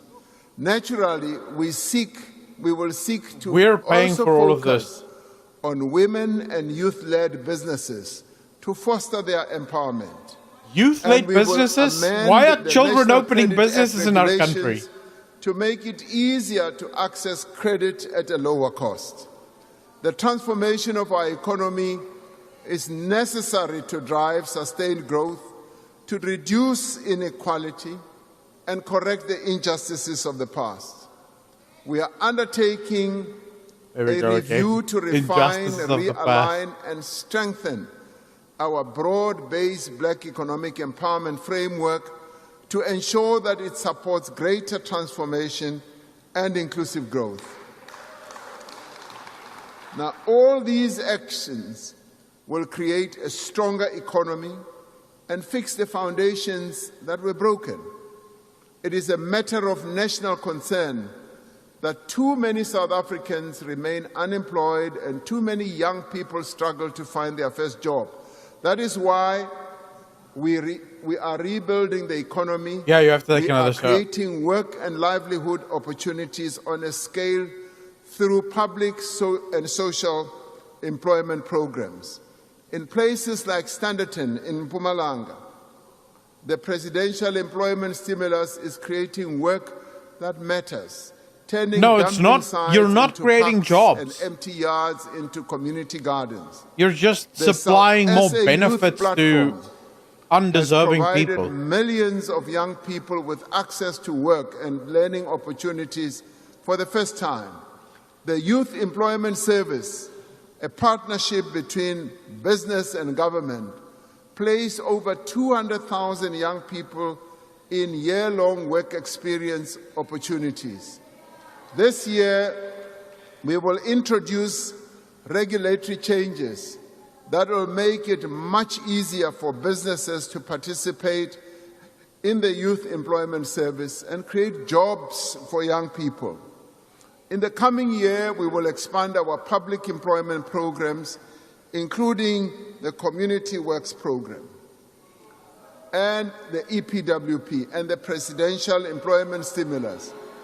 We will ensure that they are better coordinated, provide income support, skills development, and pathways into longer-term work, particularly you realize it's taxpayers paying for all of these jobs that they're creating, right? No one is left behind. We are implementing decisions to increase employment equity targets for persons with disabilities in the public service to 7% by 2030 and to mandate a 7% preferential procurement target across all government and public entities. Above all, however, a strong economy relies on a well-educated, capable, and skilled population. Our focus now is on establishing a firm foundation for learning in the early years of a child's life. We are expanding access to early childhood development through the Bana Pele mass registration of ECD facilities and an increase in subsidies for ECD learners. By By making grade R compulsory, we are getting all our children off to a good start. We are intensifying efforts to fix the basic education system with a focus on early learning, literacy, numeracy, and mother tongue-based bilingual education. Now, we must congratulate the matric class of 2025, which achieved an 88% pass rate. Yeah, but at what level, Cyril? Come on, man. Now, this is the highest pass rate in our history, reflecting both commitment of the learners and the interventions we have made to improve learning. But we also congratulate them for the sacrifices they increase the pass rate from 30% to 40%, and I guarantee you it's nowhere close to 88%.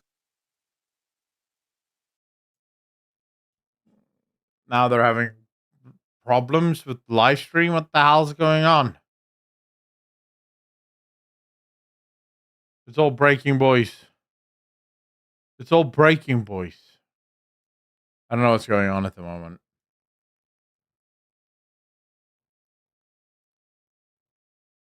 Parliament of South Africa is having a fit. Do you think it's, I don't know.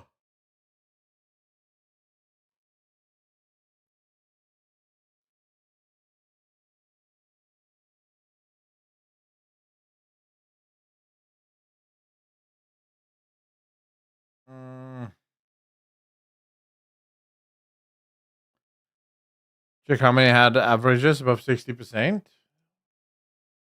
I guarantee you it wouldn't have been anywhere near 80. If you just increased it from 30% to 40%, it would be way lower.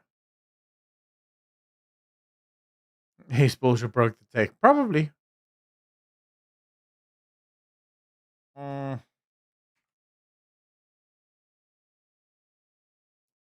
just quickly see if we can find another stream. Maybe someone else is streaming it and we don't have to struggle. Restoring it to its original level of 40%.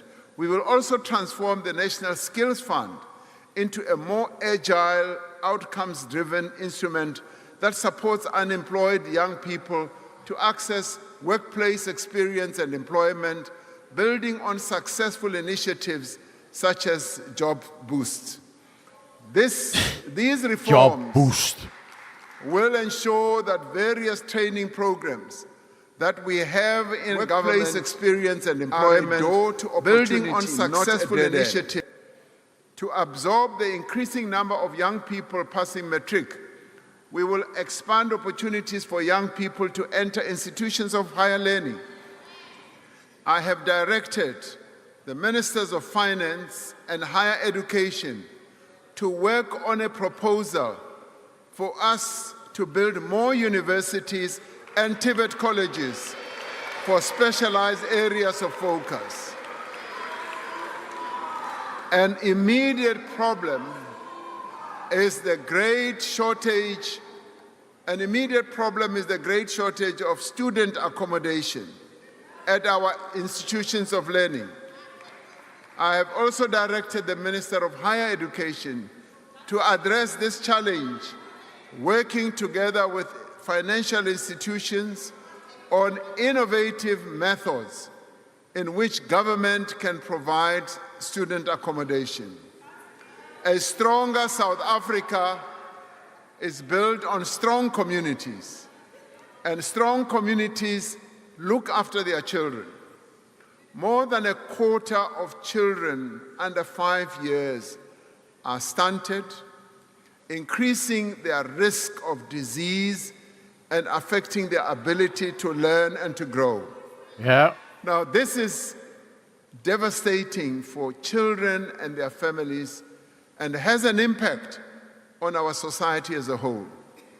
This year, the taxpayer will pay for all of this. Mission to end child stunting and malnutrition by 2030 and tackle malnutrition amongst young children In line with the national strategy to accelerate action for children, we will focus on the crucial 1,000 days of a child's life, building on existing support such as the Child Support Grant. We will implement targeted interventions to ensure that pregnant women and low birth weight children get the protein and nutrients that they need. This is a massive crisis that demands attention and resources.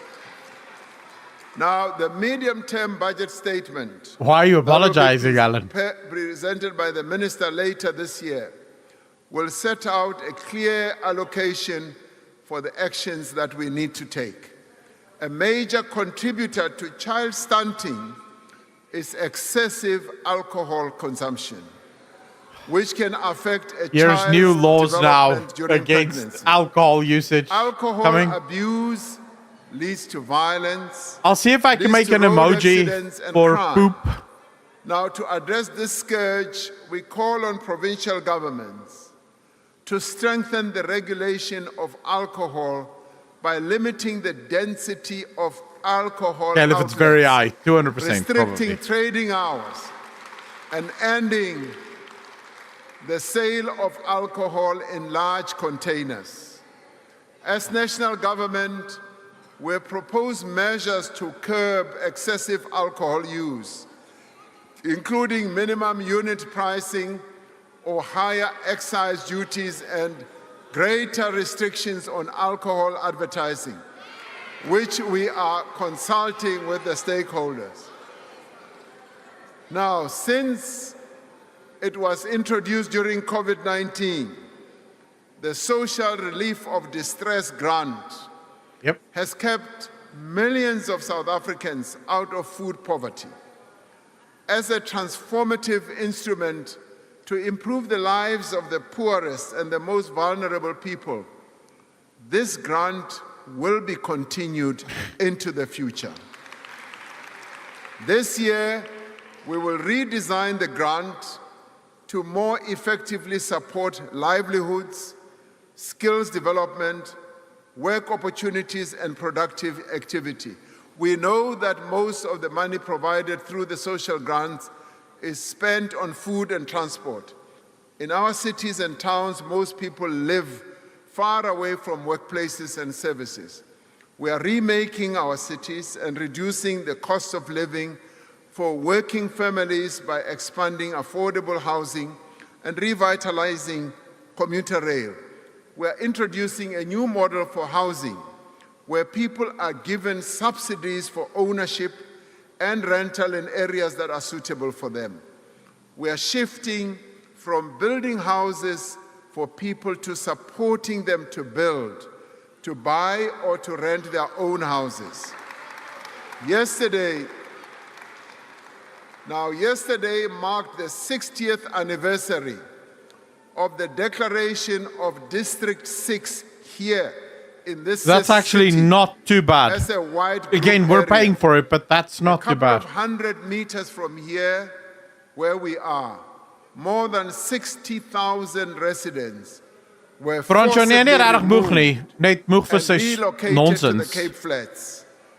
The destruction of District 6 is a painful reminder of our shared responsibility to redress the injustices of the past. Oh, for the and love to of build crap, dude, it's vibrant over. and It's 30 cohesive years. No one communities. cares anymore. The restitution claim lodged in 1998 Fransjo, thank you so much for joining the membership, affirmed man. the Really lawful appreciate right you. of former Thank you. residents of District 6 and their descendants to come home.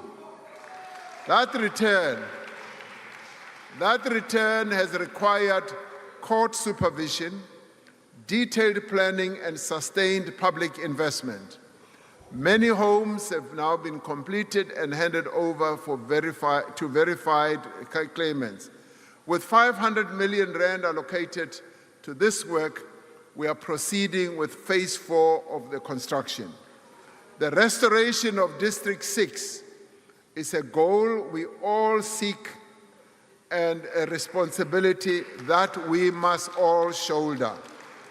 We are working to build a healthy nation. As part of preparation for the National Health Insurance, we are investing in health facilities, in personnel and systems to improve access to quality care.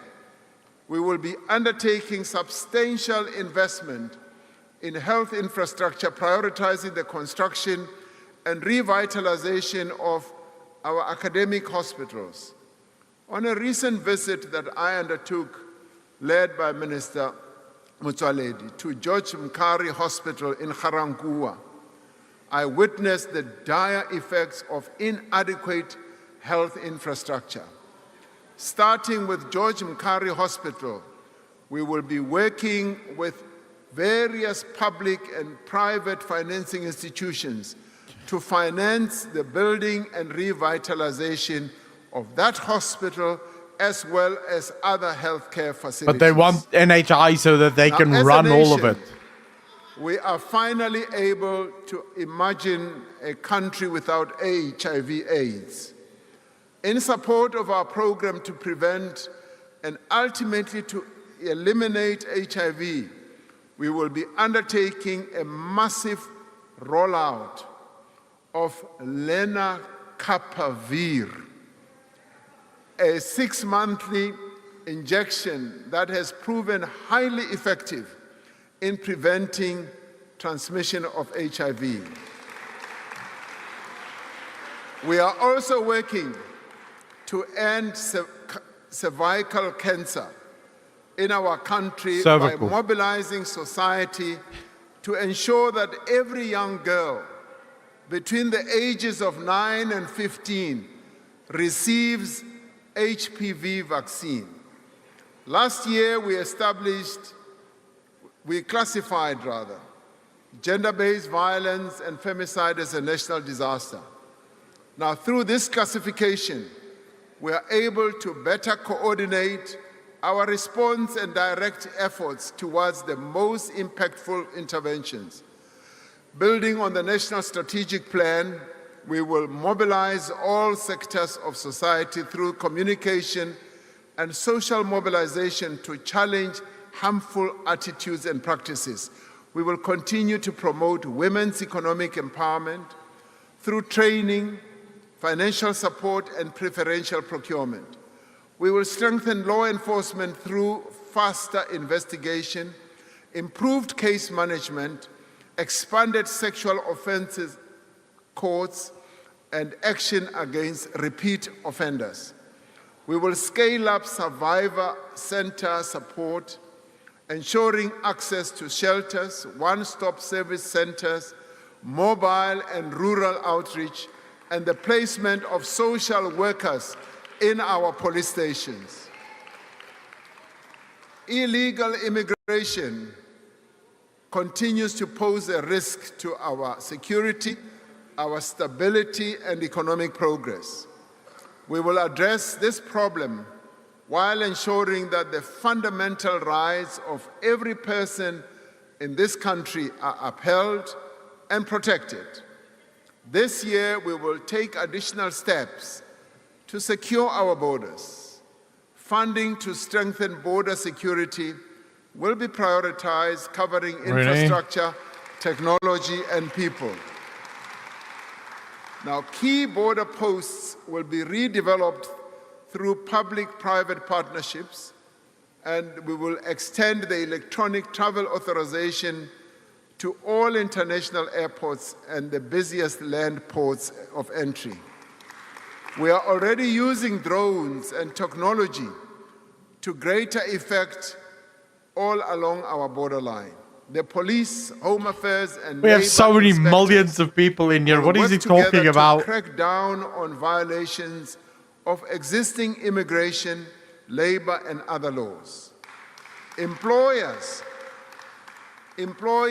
who hire foreign nationals without the required permits or visas will face the full might of the law. Franco, ek dink nie hy glo dit nie. Ek dink hy weet dit, hy moet lyk of hy dit glo. To tighten enforcement, we will hire an additional 10,000 labor inspectors this year. As we undertake these interventions, we insist that the laws of our country must be observed by everyone. We will not tolerate violence and acts of lawlessness directed at foreign nationals.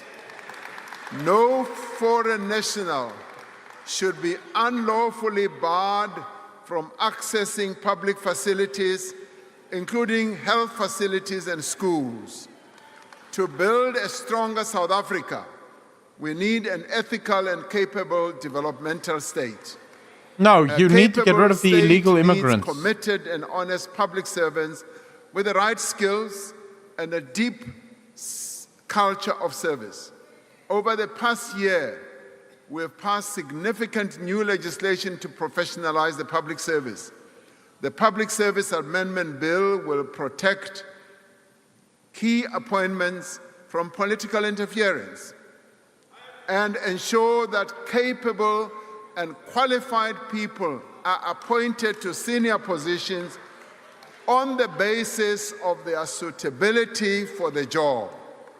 Lifestyle audits have been made mandatory for senior public servants, reaching 93% compliance across departments. We are establishing a central registry for disciplinary cases across all spheres of government. This will prevent people who are facing or have undergone discipline action from being employed elsewhere in the state. We are continuing that registry is going to run out of storage. Performance of state-owned enterprises like Eskom, Transnet, Denel, Prasa, and others. This includes the implementation of clear standards of appointment to ensure that the leaders of these entities have the right qualifications and experience. We will continue to work in a phased manner towards a centralized model of managing our SOE portfolio so that we can set standards, improve governance, and ensure financial sustainability to deliver on their mandates. This includes finalizing the National State Enterprise Bill, which will be done in this Parliament. We will harness digital transformation as a driver of growth. Cyril looked as if he was about to get a heart attack. This year, Home Affairs will launch the digital ID to enable safe and secure use of digital services for all South Africans. We will digitize driver's licenses, matric certificates, and services at the master's office. Citizens will be able to fill out police statements online, and eligibility for SASSA grants online, and be tested remotely. All these services will be made available by my Mzansi platform.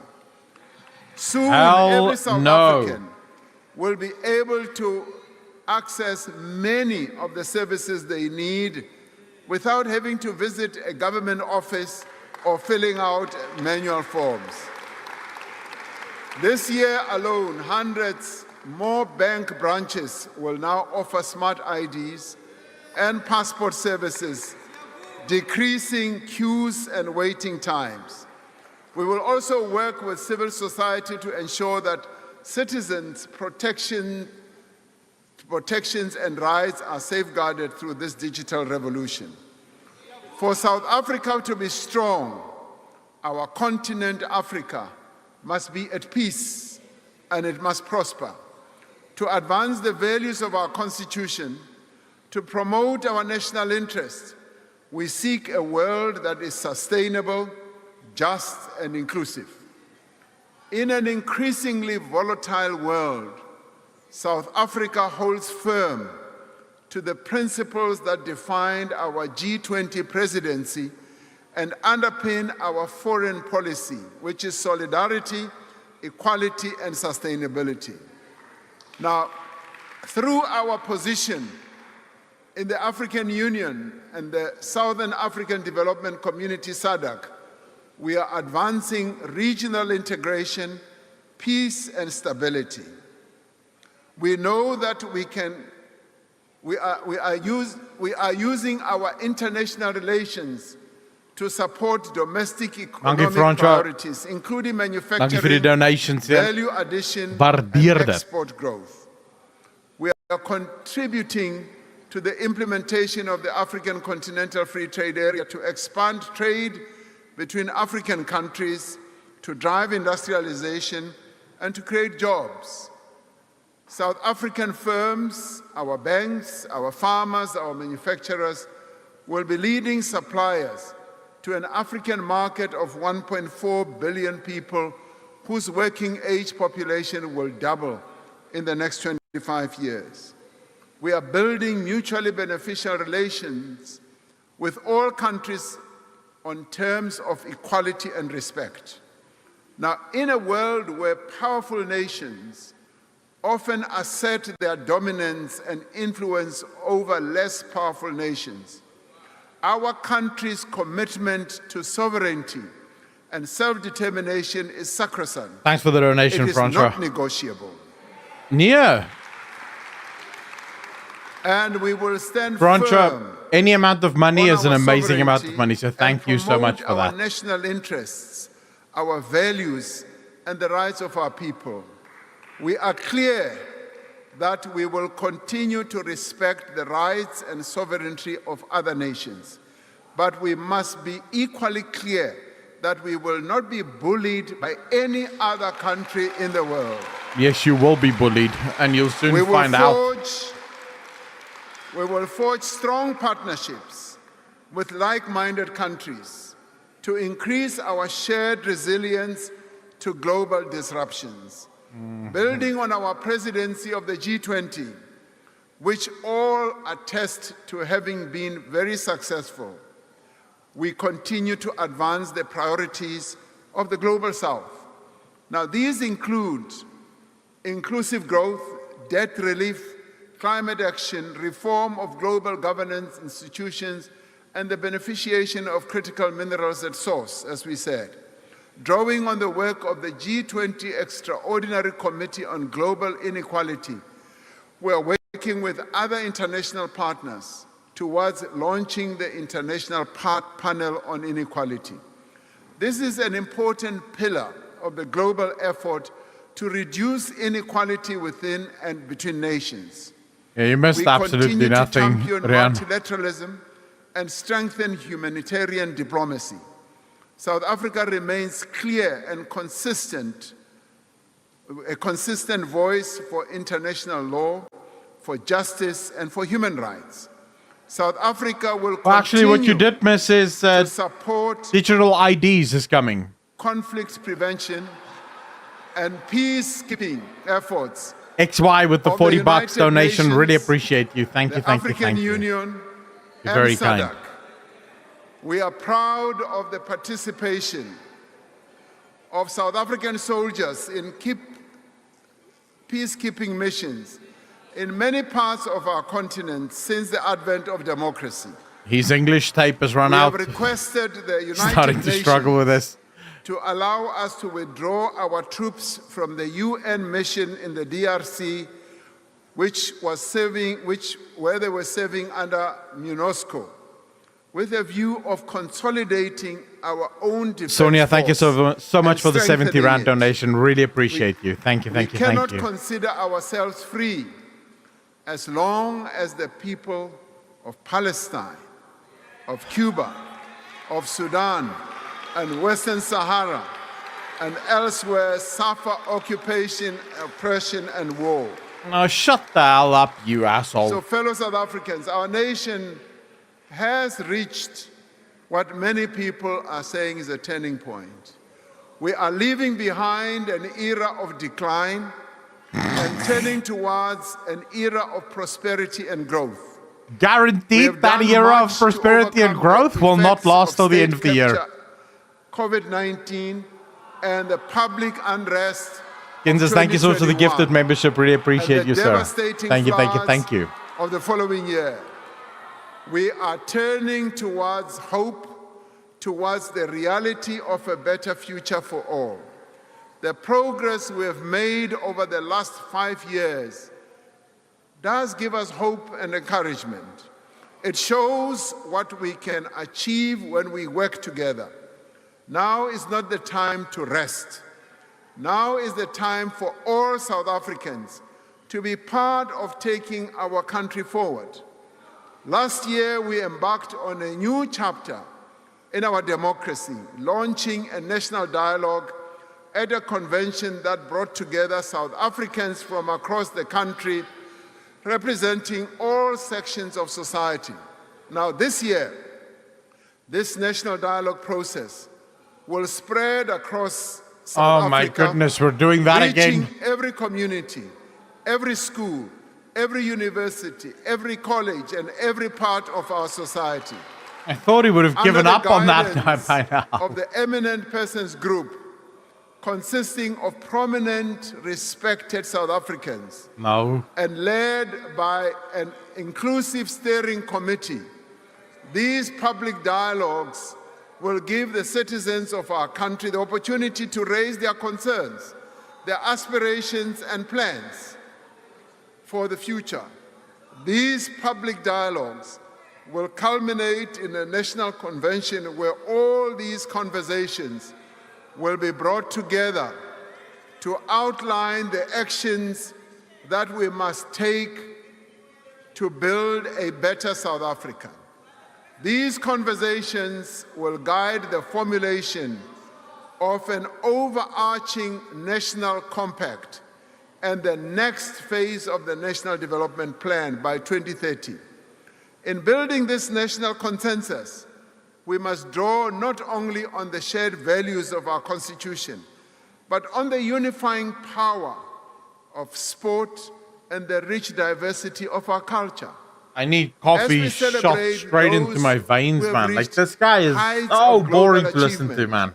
amongst us, we must appreciate how sport and cultural activities have helped to build a cohesive society. Harnessing the spirit of the women of 1956, the youth of 1976, and the people of South Africa in 1996 when they drafted the Constitution. The year 2026 must be a year of transformative change. This must be the year that we make South Africa stronger, not weaker. We must fix what we must fix. Local government. We must fight crime and corruption and restore trust in the criminal justice system. We must create jobs and livelihoods for every South African. And we must build a state that works for all the people of South Africa. Above all, we must ensure that this rising tide lifts every South African. As the economy grows, it should bring into its fold those who have lived on the margins. This is the time for all South Africans to rise, and we must rise together. Thank you very much. Oh, goody. I will be honest with you guys. I am so glad this is over. Like, this was torturous, my bro. This was absolutely torturous. Well, I would clap for it as well, just to say, hey, it's finally over. I can finally relax. I don't have to listen to this nonsense anymore. I mean, I made a list of stuff that this guy said that's just absolutely out of this world. I will say, though, Rian, just to respond to you very quickly on the digital licenses thing. So, in my opinion, digital licenses is always bad, no matter what. Now, I take your point that if you have a government that you trust, then digital licenses aren't that bad. But here's the thing. If you had a government that was like a dictator, or it was a government run by angels, then yeah, sure, of course, right? But that would be the argument. Is socialism always bad? And the answer is no. If the government, if angels were in charge of the government and all they wanted to do was do good for people and take care of the poor, then socialism is a beautiful system. Right? You're taking a little bit from the rich and you're giving it to the poor, and the poor gets to survive and everyone's happy. If you had angels in charge. The problem is you don't have angels in charge. You have people in charge, and those people destroy the system very, very quickly, as we've seen. And the same is true for the digital licenses, right? Digital ID, it makes sense on paper because everyone knows standing in a queue, having to get a passport or having to get an ID or anything like that, it is hell. So it would be much nicer if you could literally just go online, apply for it, and 5 minutes later it's updated to your phone and you're done. But now the government has access to that because it's obviously happening through an app that you're going to have installed on your phone, which in and of itself, people might argue, well, what's the problem? The government already knows you exist, right?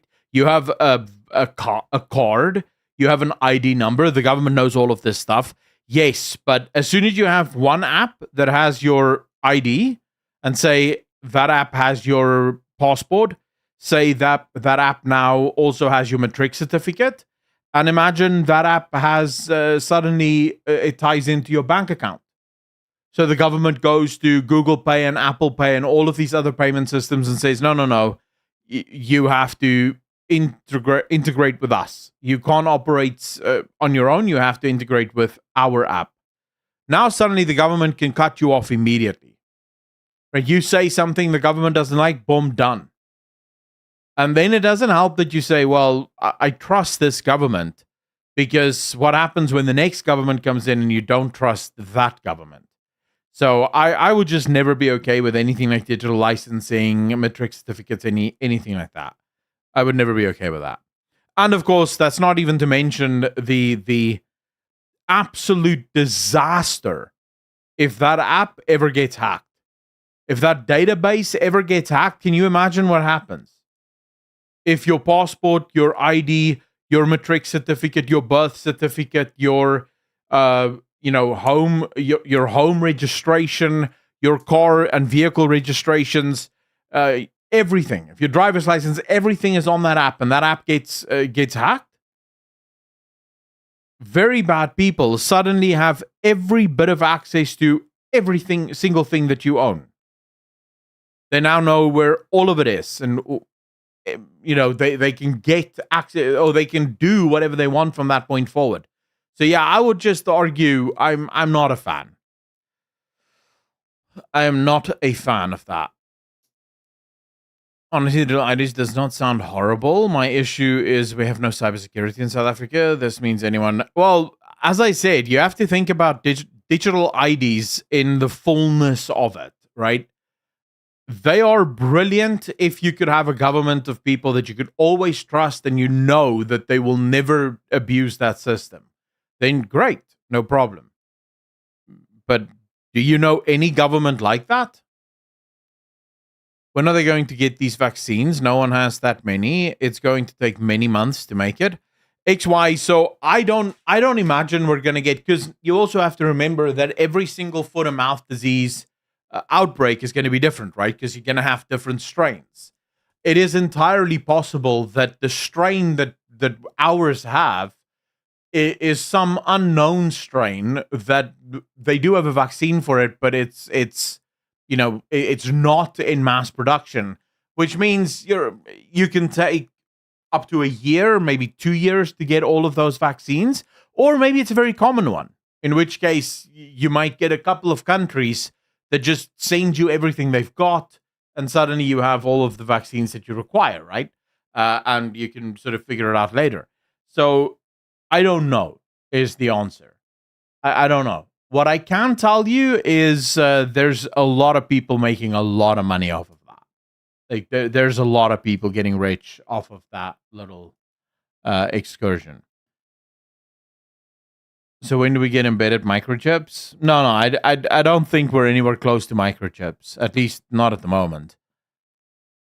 The current ID system is already digital, and it already is all linked. They will be combining it all, whether we like it or not. The app on your phone will only be your access to it. Rian, yes and no.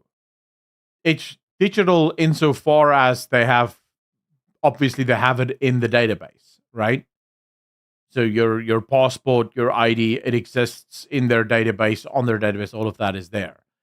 But your bank account is still completely separate. Now, through SARS, they have access to your bank account, but there's all manner of legalese and stuff that sort of allows you to still operate sort of independent of the state.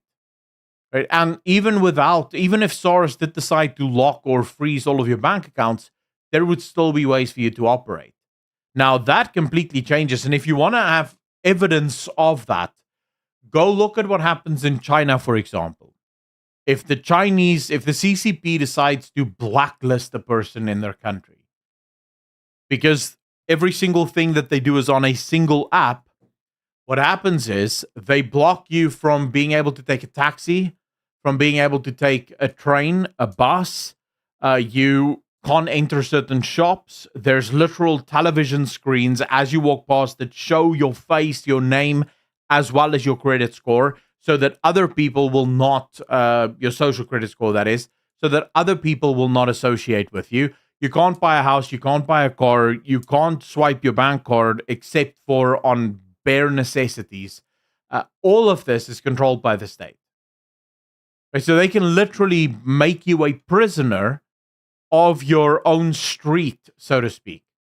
And that's because everything is centralized and on your phone. So it gives them active ways of tracking you, active ways of shutting everything down. And of course, you can imagine it all builds through the same thing, right? They get all of the trains to put all of their services on this one app. They get all of the buses to put all of their services on this one app. They get all of the banks to put all of their services on this one app. So once you have everything centralized to the single app, all you do is a single flip of the switch and it's done, right? That person is now out of it. But today, the Tongaat Hullets is filed for liquidation. Oh, yeah, I heard of that. I heard that Tongaat has filed for liquidation, which is yet another sign that there are no green shoots to this economy. Fortunately, they're so incompetent, they probably won't be able to implement too well. Yeah, well, this sort of depends on what we wish for, right? Do we want our data to be in the hands of an incompetent communist government or a competent communist government? I don't know which one's better. Now, fundamentally, this SONA, there were a couple of things that I thought was actually really good. The fact that they're now switching to subsidies for rent and building their own homes. This is actually one of the things that I've said for years they should actually switch to. If you're going to use my money or my tax money to build homes for people, why don't you just give them the money straight away? Let them pay rent or let them build their own homes. Why are you using this whole thing that the state must be the one to build the home? That makes no sense. It is completely inefficient. It's unnecessary. So I actually like the idea of subsidies to rent or build a home. At least that way, I know my tax money is at least going to the people that require it and not being stolen along the way by tenderpreneurs. So that's sort of reasonable, I think. Yeah, DGIDs would be a nightmare for criminals, but fundamentally, criminals never really operate on the sort of the main economy. They always operate in shadow economies. That's why it's highly ineffective to ban guns to stop gun violence, because violent criminals don't use legal guns to commit crimes. They use illegal guns. Making guns illegal won't do anything to stop illegal guns from getting off the street, right? So it would work to some extent, but it would probably still not fix anything. I'm just trying to see here if there's another another thing that I actually quite enjoyed. The white paper on the local governments might be interesting. I have this underlined on my sheet here. And the reason I say this might be interesting, to some extent, it sounded like what Cyril wants to do, or at least what the ANC is planning to do, is municipalities that can handle it. So bigger municipalities, say for example like Cape Town, will get a lot more freedom, and then smaller municipalities that maybe can't handle it, so they don't have the money or the infrastructure to provide all of these services, they might be, some of those services might be supplied by the national government, or maybe they build some kind of system where the province and the provincial leadership takes care of these towns in terms of the services that can't be protected or can't be run. So there's a part of me that sort of goes, maybe we're getting a small step towards federalization, at least insofar as we're sort of, decentralizing a lot of the power. I'm not suggesting that's actually what we're doing, but the fact that there's a white paper on local government, I mean, the government already owns all of the local governments anyway, so why would they need to change this unless there's something that they want to do there, maybe to that effect. So I kind of like that. Another thing that really, really bothered me here is new tender courts. I don't know if you guys paid attention to that. I smell a rat. So one of the problems that Cyril has with the current tender system is once a tender is rewarded or awarded, other companies that didn't get the tender tend to take that company that got the tender to court, alleging wrongdoing. What Cyril wants to do is set up a completely independent court that only deals with tender and tender-related cases.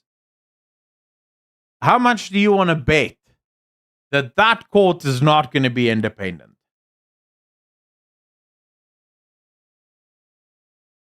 And then, of course, more task teams.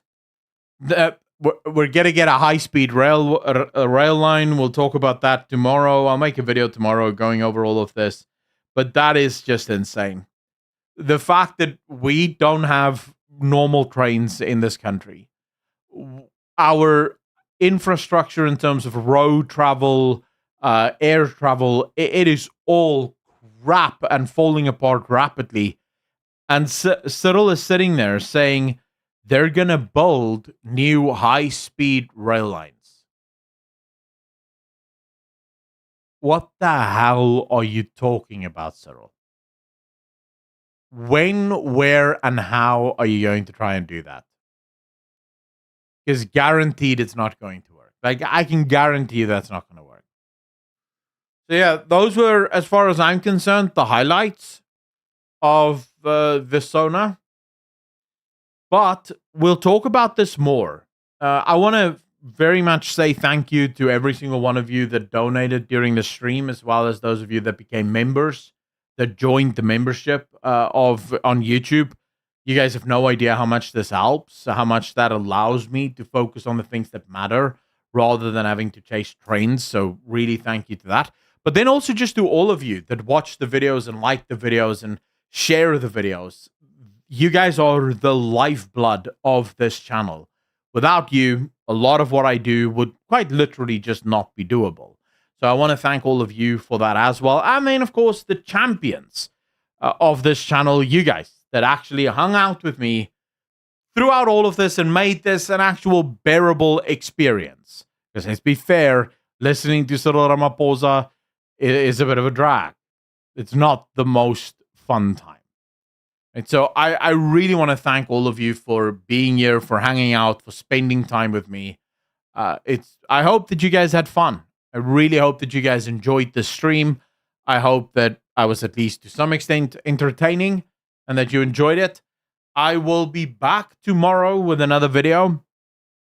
And then tomorrow afternoon, we'll probably do another stream, just to end off the week and to sort of say goodbye. And then it all starts again on Monday, as it always wants to do. ladies and gentlemen, as always, be good to each other, be kind to each other, and I will see all of you in the next one. Peace.